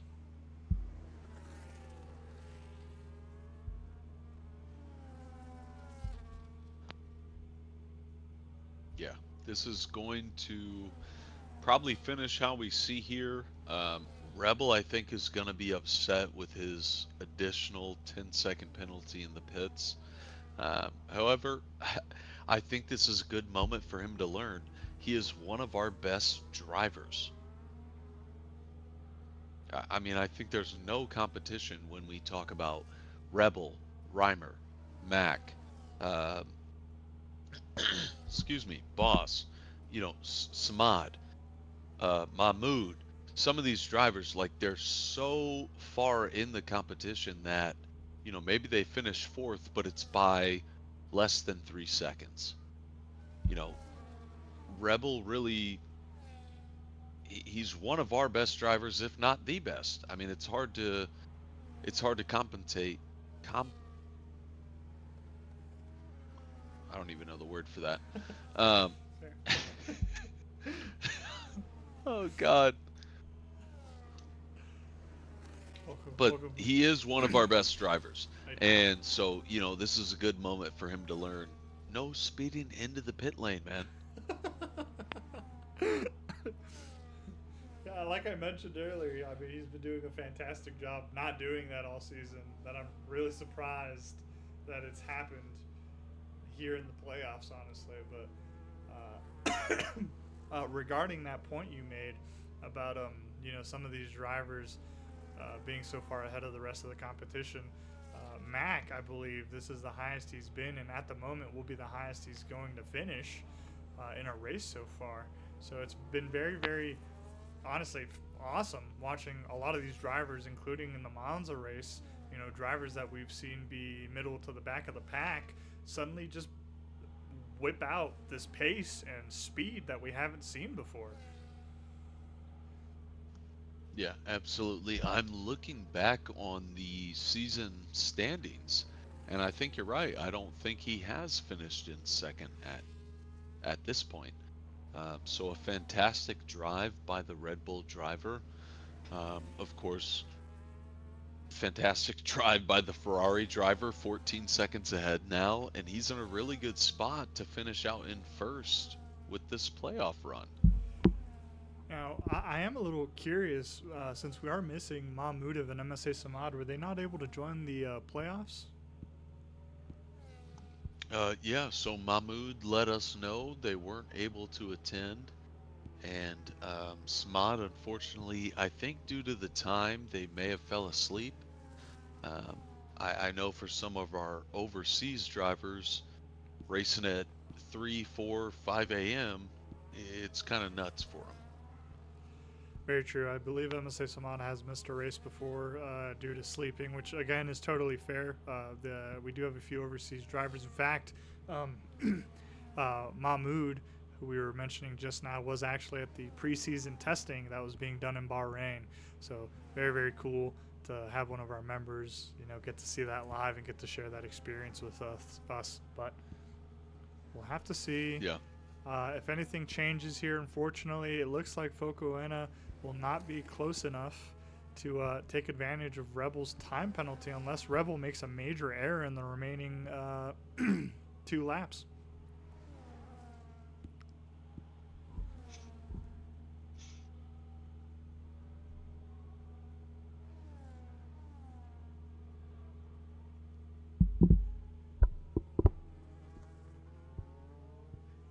I do have some paddock chat here pulled up, and it does look like I believe you mentioned this earlier, actually, Money. Yeah, Prosk did receive rear wing damage, unfortunately. But Despy goes into the pit lanes for a fresh set of softs here. I'm a little curious as to, well, you're out. You're out of the playoffs. Why not get the fastest lap, maybe, I guess so. I'm not too sure. Pitting now, unfortunately, I don't think you can even score the fastest lap. Oh, we just pitted just now. Never mind. Yeah, I don't know why then. I saw Rebel wiggling around a little bit there at the end. I don't know if he thought that the race was over. Stay locked in, Rebel. Keep your head in the game. One more lap here. Don't touch any grass. Fantastic drive here. IUF1 William, notably, though, did fall behind here 5 seconds. It looks like he also realized that the potential of falling out of the playoffs due to terminal damage may not have been worth the risk here. So he's now just taking his time here, closing up on the final lap, finishing it off, attempting to finish it off here. A fantastic attempt here from Focoena, though. I mean, the 10-second penalty was a very brutal thing to try to deal with. I think the strategy of pitting early, get a fresh sets and serve your time penalty was a very valid one to do, but unfortunately, Rebel had the advantage of DRS in his fight with Mac and IUF1 William. But nonetheless, a fantastic drive from Focoena, Despy, as well as Prosk and CF1 Herald here, as Rebel gets another 10-second time penalty! Rebel got another 10-second time penalty! That might have taken him off of playoff contention. Wait. Hold on. We'll see here in the final moments as... Oh my goodness. Oh, Focoena didn't get it. Okay. I thought he had 20 seconds. I thought he did too. Maybe he had served that earlier. Oh my goodness. What a top 4 finish by Reimer, Mac, William, and Rebel, though. Yeah, fantastic race. Fantastic race. I got a little nervous there, man. Fantastic. Yes, that was an amazing race by all of these drivers.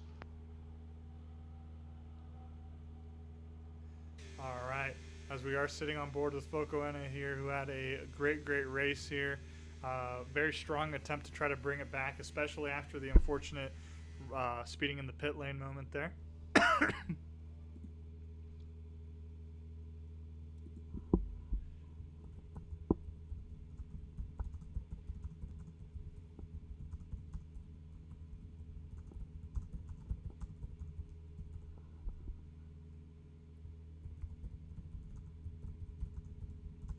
Yeah. Reimer, Mac, William, and Rebel advance to the next round. Fantastic drive by all of these gentlemen.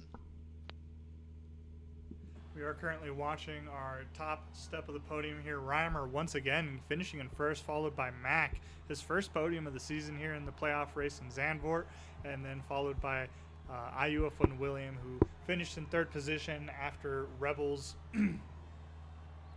time penalties. Now, let's see if there are any drivers here willing to speak with me. I will be jumping over to our next graphic here, ladies and gentlemen.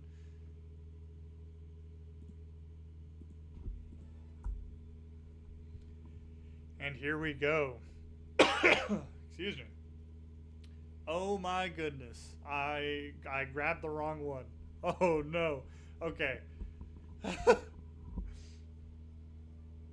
It's fine. All right. Do ignore some of these names, guys. I do apologize. It was a silly error on my end. I did this 2 hours before the playoffs start, and I still messed it up. Incredible. But here is a very quick view of our next upcoming track, the fantastic and very famous Red Bull Ring here in Austria. Now, I'm quite aware. I feel like this is one of the most popular tracks of motorsports in general as well. I'm not sure about you, Money, but the amount of people that I see talk positively about the Red Bull Ring is pretty numerous. But not a terribly, terribly complicated track here. Do give me a second. I'm trying to find my fun fact note card that I always do. Here we go.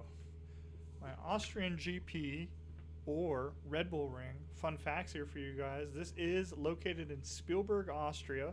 It was built in 1969 but was modernized in 2014, which is the current layout that you're looking at right now. Excuse me. Which is the current layout that you're looking at right now. And once again, this fantastic track was designed originally by Hermann Tilke. I believe that the remodernization of the Red Bull Ring was a company-based thing. Once again, I don't believe Hermann Tilke himself had any involvement in that. But I saw some pictures of the old layout, while I was doing my research, and it seemed pretty interesting. No straight, I believe. The Sector 1, Sector 2, or Turn 1, excuse me. Turn 1 to Turn 3 wasn't there, I believe. And I think Turn 10 to Turn 1, crossing the finish line, was also quite different.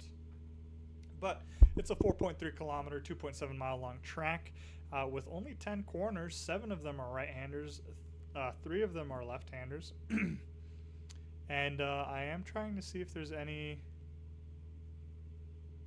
Oh, I do apologize here. We do have a driver waiting for us in the paddock here. I will be stopping my fun facts here at the moment. Super apologize for that, Prosk. I immediately went into fun fact mode. But ladies and gentlemen, here we have with us Prosk, our second round driver here. Prosk, very unfortunate moment that happened there with the rear wing. What happened? I don't believe either me or Money caught that, unfortunately.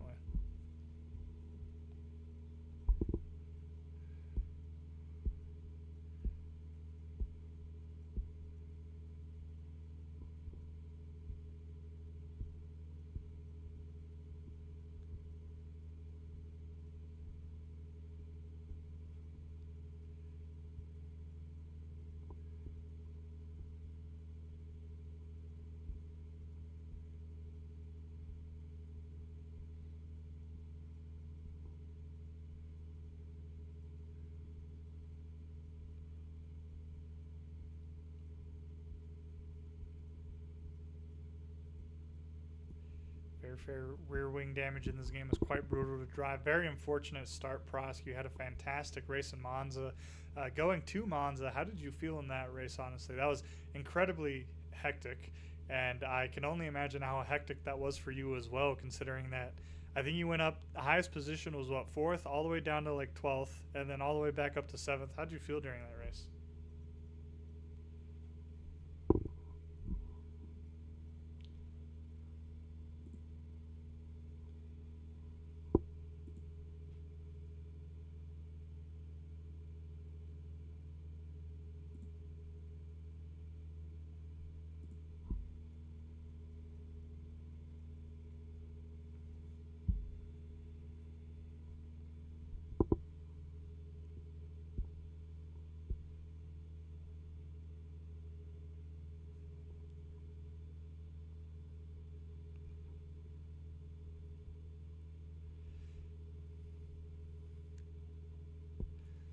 Very fair. To be fair,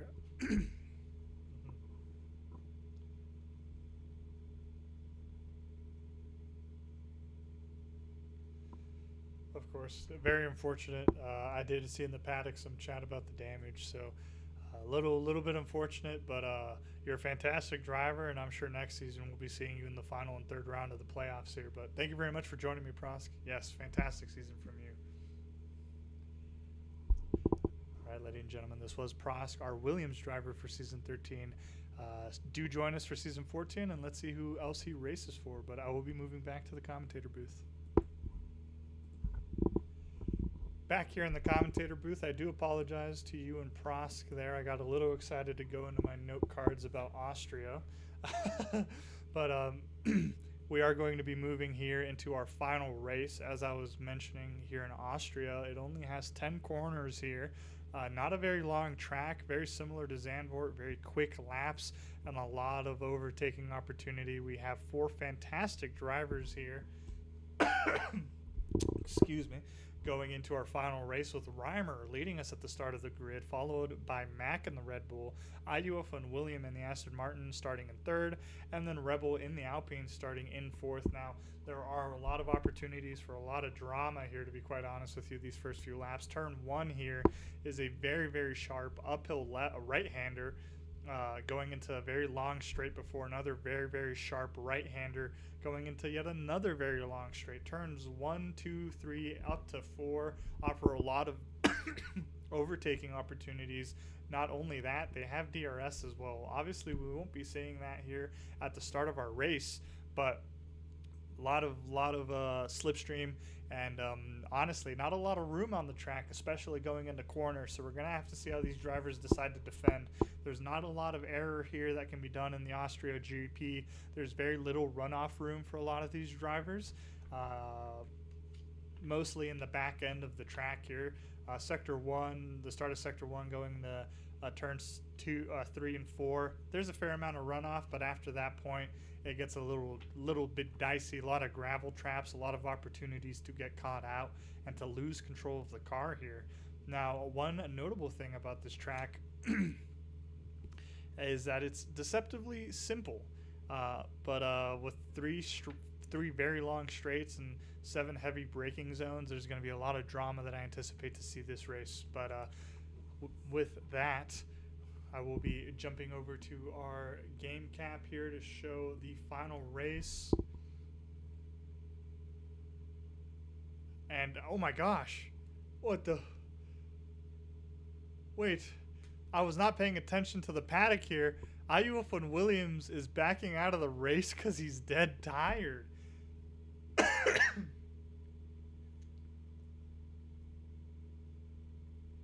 Ladies and gentlemen, Focoena here, who had a very unfortunate 10-second penalty, will be able to join here in the final playoff spot with IUF and Williams backing out and essentially handing it over to him.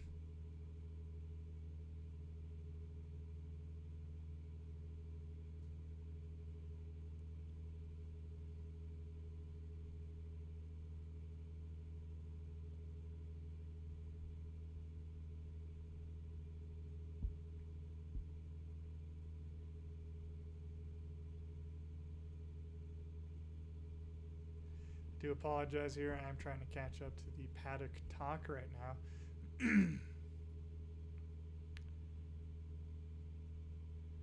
Yes, ladies and gentlemen, joining us here on the grid is going to be Focoena.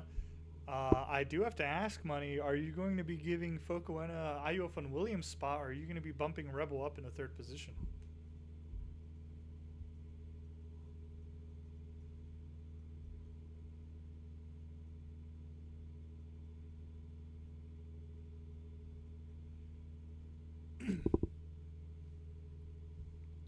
Very, very excited. The Focoena change here is a pretty big upset. IUF and William has a very distinct driving style in PSF1, a very strong, aggressive driver. We're going to have to see how Focoena, who has a very analytical driving style, if you were to ask me in comparison, takes this final race.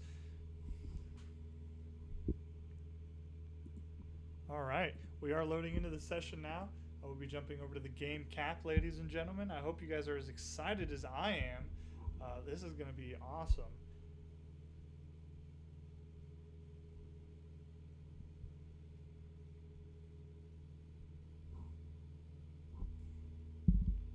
And I do thank you guys who have stuck around here. I realize this has been quite a long stream.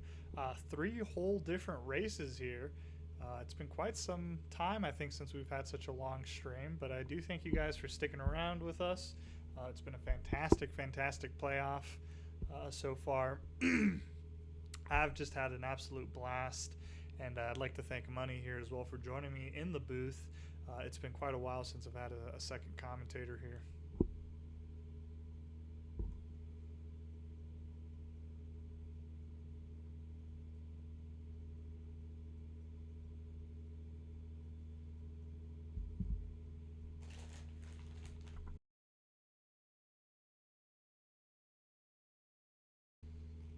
100% agree. We're going to have to see how they all stick to each other. Now, throughout the season, we have seen just how effectively these drivers are able to stay behind each other, and I'm mostly referring to Reimer and Rebel here. Typically, during many of our season races, you'll see MSA Samad, Mahmoud, Reimer, and Rebel hold a 4-man train for like 20 laps before they pit, and then they almost do it all over again. So, pretty interesting to see the driver lineup here shaken up right now with Mac and Focoena. Once again, both of these drivers have been fantastic this season. And I'm very curious to see how their want to be the champion maybe affects how they take to the grid here. We are currently still loading. I thank you guys for your patience here.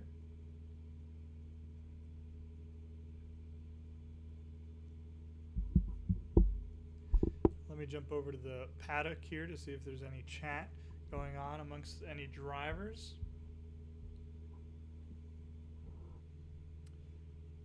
Focoena has recently come to the realization that he got his first ever podium after his Monza finish. So once again, a huge congrats to him. I think I pointed it out. Big moment in the playoffs, and now Focoena has been granted the opportunity here to win it all in season 13. So I'm excited to see how Focoena decides to take advantage of the opportunity. We are going to do a very quick formation lap. Get a good view of everybody as we sit in Reimer's cockpit here as we come up into turn 1, the Niki Lauda curve. Kind of an odd, tight 90-degree right-hander as you then go into this straight. I don't know if you'd call it. I mean, it's pretty much a straight for all intents and purposes. And then you move up into turn 3 here. Very aggressive, very sharp elevation change, very sharp right-hander into yet another long straight here. Once again, not technically straight, but for intents and purposes. Very interestingly enough, though, it goes into this downhill section into a right momentum-based right-hander. We see a lot of overtaking here happen in real life F1. Moving into turn 5 here. Nice little strange little spoon, I guess. Turn 6. I missed a turn, actually. I just realized I missed a turn. Because this one up here should be turn 9, I believe. Turn 9 is very similar to Monza's Lesmo 1 and 2. Two very quick right-handers going downhill as well, nonetheless.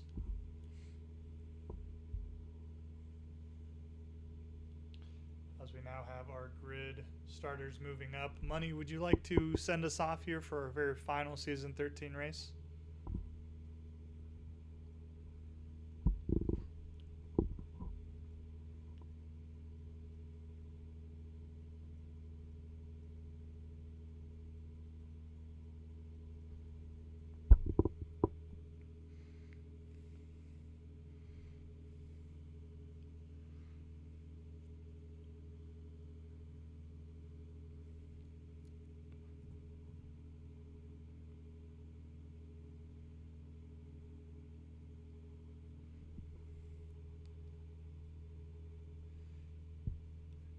We are sitting on board here with Focoena right now, who did a little bit of a deep dive. Rebel does move up into second position here after Mac also dives a little too deeply into turn 3.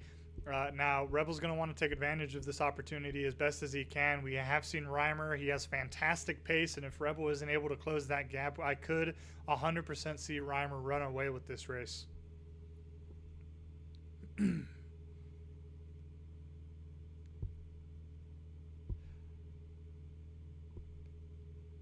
Now, as we're watching these drivers right now, Money, I 100% just realized that we forgot to mention what the winner gets at the end of all this.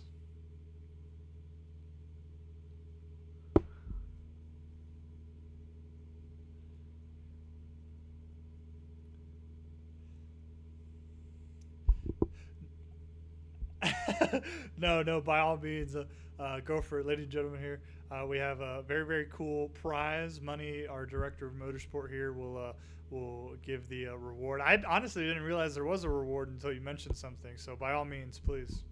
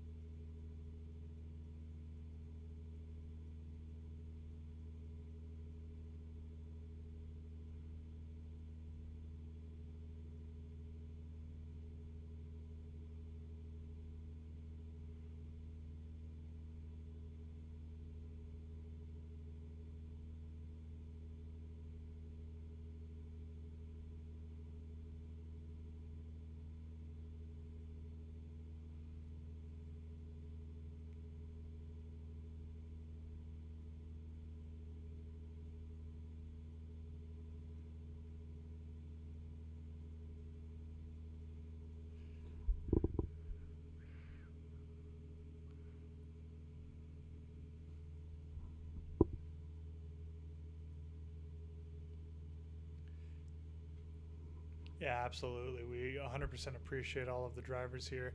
Anything we can do to make the experience better for you guys is absolutely what we want to do. Little jealous of the winner for this race here. I am trying to personally increase my speed champion collection. I only have a Haas. Yeah, I just looked back to double check. And then I have the Aston Martin before the Speed Champion collection came out. They had like the double kit where it came with the safety car and then the F1 car. So, not technically an official champion car, but very, very exciting. Now, while we were talking about that, Focoena did manage to make a move here on Mac. Mac has fallen down into fourth position. A very late lunge from Focoena into turn 3 managed to net him a position, and Focoena is now very rapidly moving up and gaining on Rebel. Rebel has actually been losing quite a bit of time here to Reimer, almost 2 seconds behind now, but it looks like with Focoena's pace, Focoena may be able to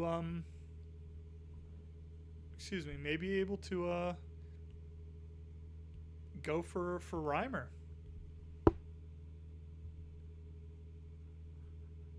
Looking at Reimer here right now as he goes through the Red Bull ring here. Going through turn 8 now. Let's jump back to Focoena here, who is going on a chase right now. We do have a little bit of a DRS train between Rebel, Focoena, and Mac here. Now, I'd mentioned it earlier, but you really have to swing into these corners as well, especially turns 9 and 10 there on the downhill. It's very similar to Monza's Lesmo 1 and 2. You really have to rely on not losing your rear during that portion, simply because, I mean, you can lose the car. Your rear will spin out from under you, and you lose the race. That's not at all what these drivers want. These guys all want to win here. Rebel actually now gaining a substantial amount of time on Reimer, gained about 0.4 of a second here. Looks like Reimer may have had a bit of an error going into turn 3.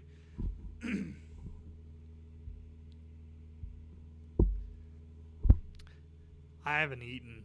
I'm a little hungry. I'm thinking about what I want to get after this.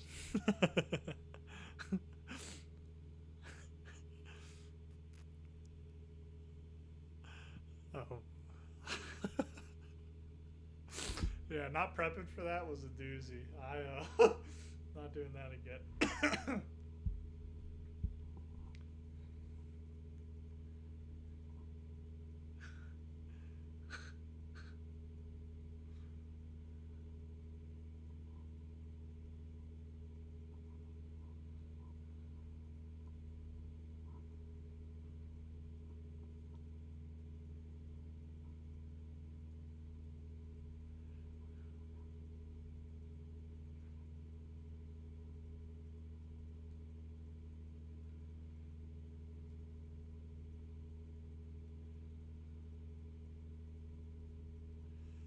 100% agree with you. On that note, we're watching Focoena here, only 0.3 behind Rebel now. halfway through the lap here. Seems like he's gearing up to make a move. Now, unfortunately, this will slow both of them down in comparison to Reimer. But if Focoena is able to get a move, it looks like Focoena has more pace than Rebel at the moment, if I had to be quite frank with you. Now, that could just be DRS talking here, but Focoena has been quite close to the rear of Rebel. Coming up into T1, he's only 3/10 behind here, and we'll now have DRS advantage coming up into turn 3. Once again, Reimer losing a little bit of time, maybe a little bit of an unintentional overshoot into T1. Focoena gets a fantastic exit out of T3. DRS is active now. Rebel, I have to assume, is using a lot of battery here to try to stay ahead of the Haas car. In comparison, hopefully Rebel isn't listening to this, but it doesn't look like the Haas car is using any battery at all, actually. So Focoena maybe just waiting for their opportune moment to strike here, let the Alpine car blow through a little bit of battery, and then really gun for an overtake between turn 3 and turn 4.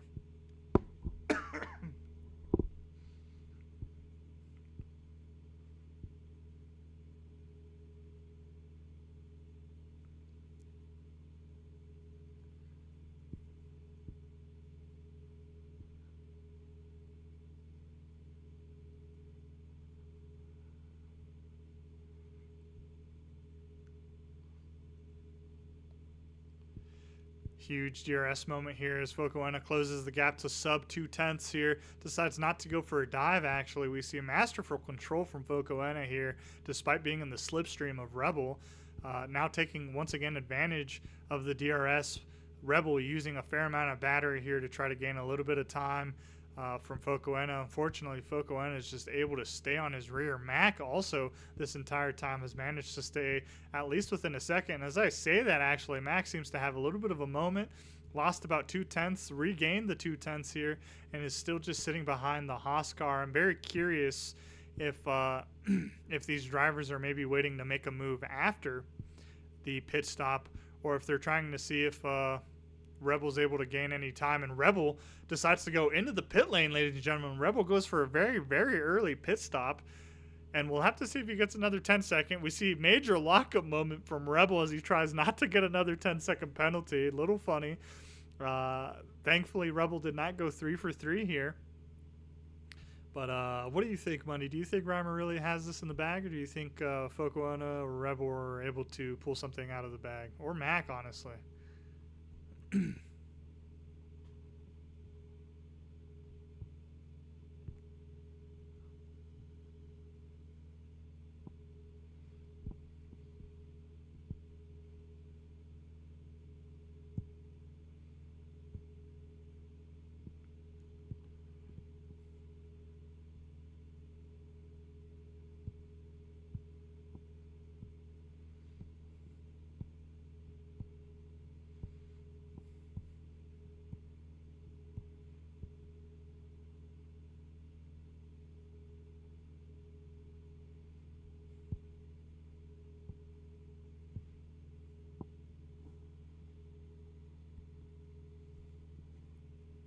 100% agree. Mac is the only one of the drivers here to respond to that undercut as we see Mac go into the pit lane. Now, I believe all the drivers may have started here with, Reimer started on medium tires. Focoena started on hard tires. Mac and Rebel both moved on to hard tires themselves. We're going to have to see how the strategy shakes out here.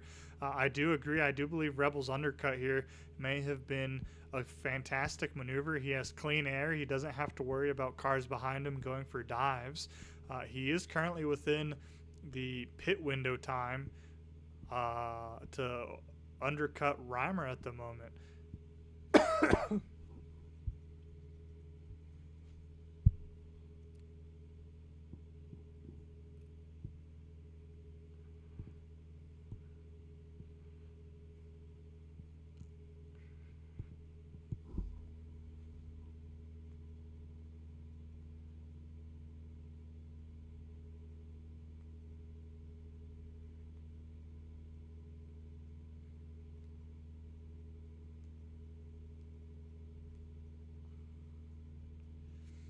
that note, super unfortunately, Rebel got a 3-second time penalty for excessive track limits, and he's coming around the final corner, going on the starting line straight. It looks like Rebel will be able to get the pass done here on Reimer, and no, Reimer comes out of the pit lane with fresh hard tires, managing to stay ahead of Rebel by just a second.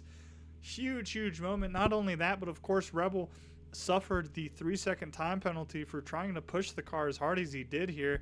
If Focoena has any luck here, Reimer and Rebel duke it out, and Focoena is maybe able to gain a little bit of time.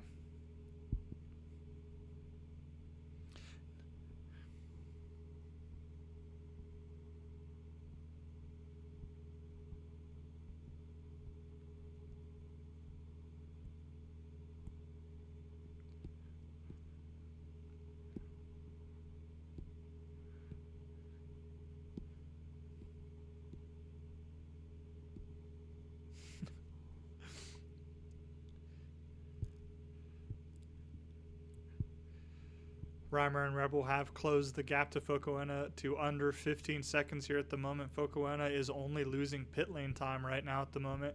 I'm curious if Focoena is maybe trying to gun for a really long hard stint and then attempting to do maybe a soft or maybe even a medium stint to gain as much time as possible on much fresher rubber. But we'll have to see how the strategy plays out. Rebel, once again, still sitting behind Reimer at the moment. Now, Rebel does have a 3-second penalty, but that doesn't mean he can't win this race. If he's able to get a move done on Reimer and somehow pull 3 seconds off of him as well, Rebel could be a 2-time, or at least in my time period of being here, a 2-time back-to-back PSF1 winner.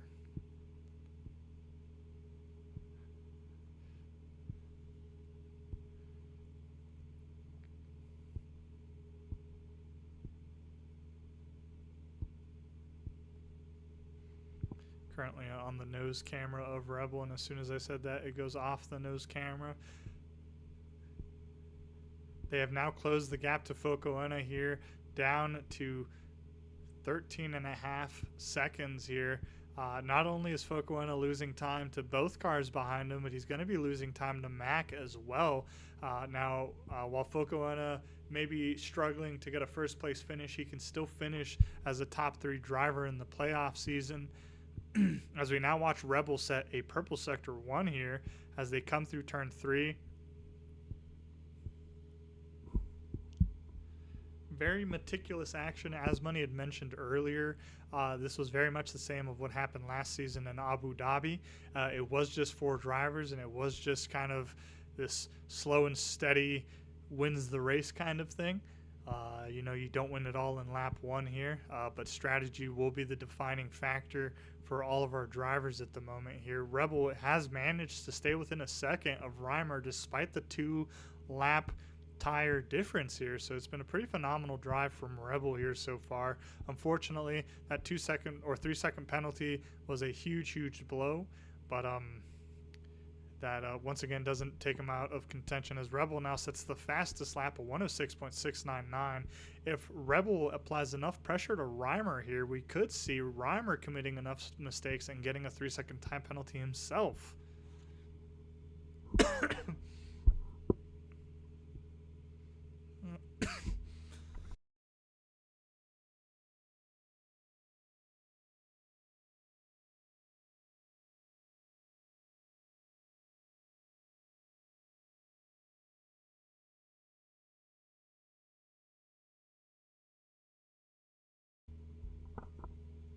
Honestly, based off of excuse me. Oh, I had a coughing fit there. Oy. Anyway, honestly, the tires here have been going really quickly from what I can tell. Normally, 13 laps into a race, hard tires aren't super worn, but based off of Focoena's pace here, it looks like there is a notable amount of tire grip loss. And Focoena has gone into the pit lanes throwing on a fresh set of mediums. Mac has undercut Focoena. As Focoena is barely coming out of the pit lane, he will be coming out behind Mac by almost 3 seconds, it looks like. 4 seconds.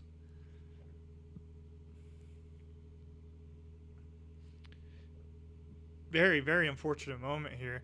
Now I can understand Focoena's strategy. It's very clear that the tires here wear off very, very rapidly, and trying to extend them for as much as you can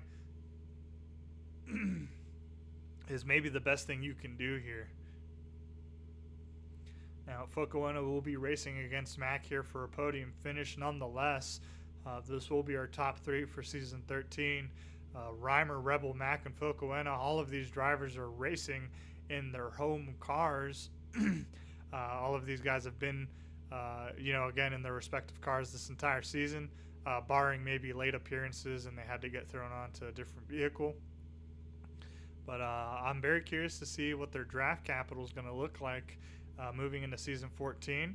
A lot of the team principals here review and watch a lot of these videos as well as streams, and they take notes,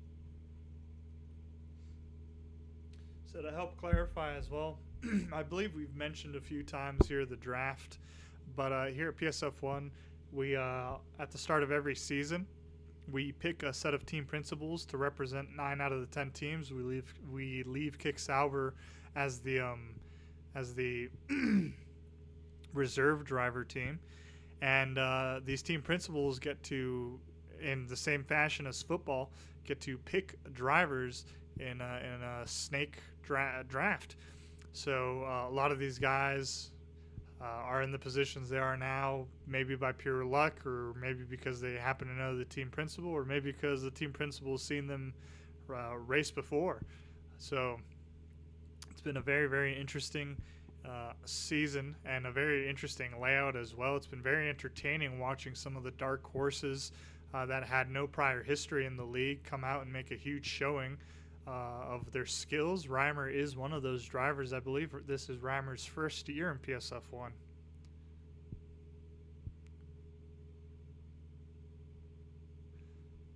Ro-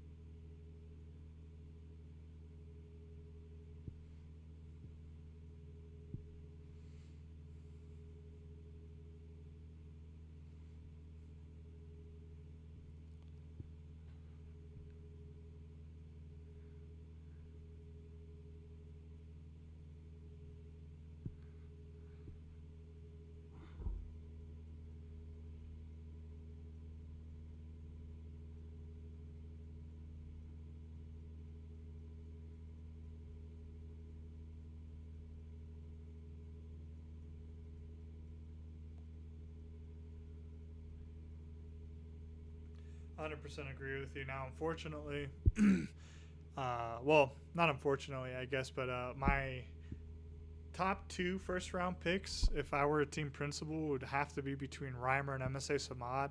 We've seen some fantastic fighting between both of these two throughout the season. Now, obviously, as mentioned, MSA Samad was not able to join us due to a time difference, but MSA Samad, I believe, currently holds the most podium finishes as well as first places in season 13.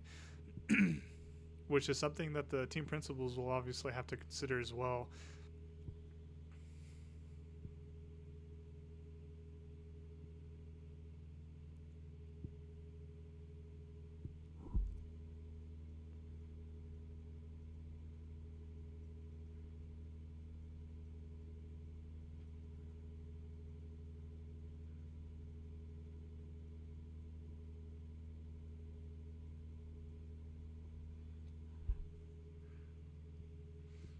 With 6 laps to go, anything can happen. Honestly, the 2-lap older tires here seem to be making themselves known as we're watching Rebel really swing the car out right now, really trying to looks like he's momentum swinging rather than relying on the tire grip itself here. So we're going to have to see if Rebel's able to stay close, minimize any mistakes as well. He does already have a 3-second time penalty. He doesn't want to get any more track warnings here as he tries to stick to the back of Reimer. This has been a fantastic fight, though, so far. And, as we've seen with the previous 2 races, anything can happen, Just because he has the 3 seconds doesn't mean that Reimer himself won't make some kind of mistake. We have seen him almost lose the rear on a few of these turn 3 braking zones, so still time to go here. As we may be seeing an overtake attempt here from Rebel, trying to do an over-under. It seems like Reimer defended the position very nicely, sitting on the apex here. Focoena is now within 2 seconds of Mac as well. Focoena fighting for another podium here, fighting to be a top 3 finisher for the season 13. Rebel has a huge moment, almost losing the rear of the tires. It seems like those worn, hard tires are making themselves known now, unfortunately.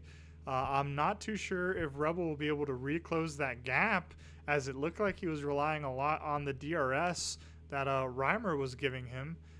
He is using quite a bit of battery here to reclose that gap, as I said that, and he is now within 0.8 seconds once again.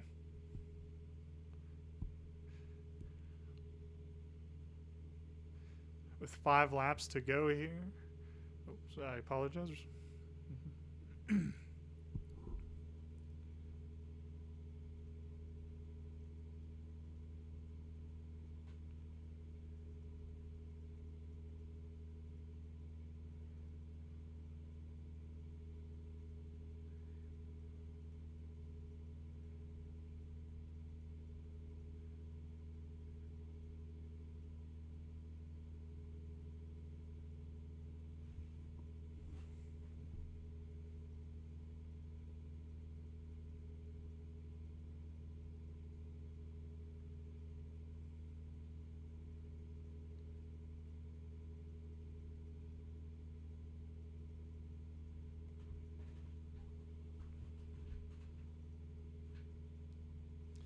Focoena got a 3-second time penalty for excessive track limits that may have affected Focoena's time to get a podium finish here. Super unfortunate for the Haas driver here. And Mac has a huge moment and then loses the car coming out of turn 1, falling into 4th position now, about 6 seconds behind Focoena. Focoena no longer has to worry about Mac and attempting to pass him. He just has to keep his head to the floor and make sure he doesn't lose the car.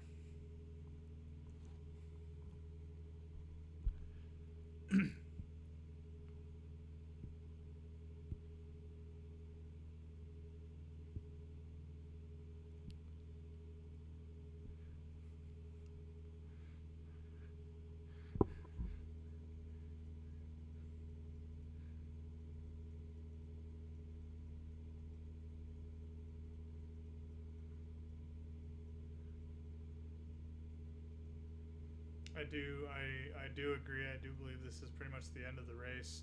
I personally am holding out a little bit of hope. Reimer has not been a 100% driver as we've seen this season. I believe in China is the one I remember the most here, but in China he had a very unfortunate showing. Still finished P7, which is really good, all things considering. But we are aware that Reimer is in fact human, and we'll have to see if maybe something occurs here.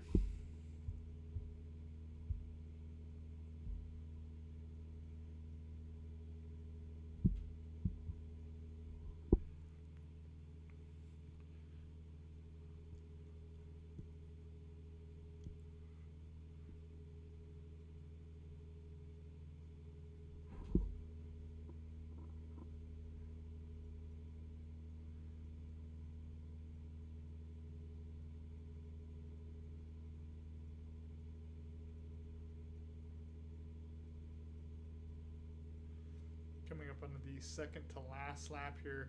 We've been sitting in Rebel's cockpit this whole time. He's been giving us a fantastic ride as Rebel gets another 3-second time penalty, going up to 6 seconds now.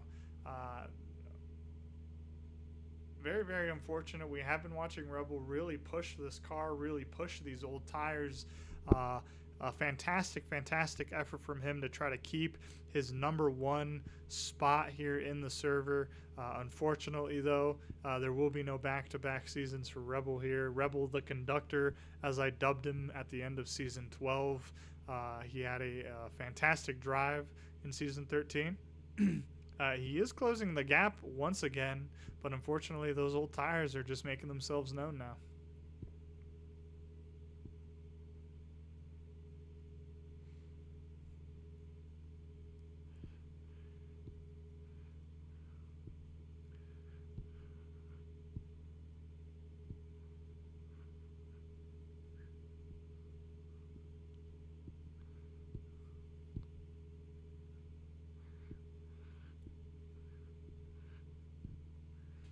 100%. No reason to risk it here. Final lap, though, ladies and gentlemen. Current positions here: Reimer in the Ferrari, followed by Rebel in the Alpine, Foco Enna in the Haas, and Mack in fourth position here in the Red Bull. Fantastic season for all four of these drivers. As a commentator here, it's been an absolute joy and pleasure. My only regret here is that I can't claim that I had a perfect attendance this season. I did miss the very first race of the season, Great Britain, which I actually heard was a fantastic race for you too, Money. So I'm a little bummed I missed that. They said you finished P5?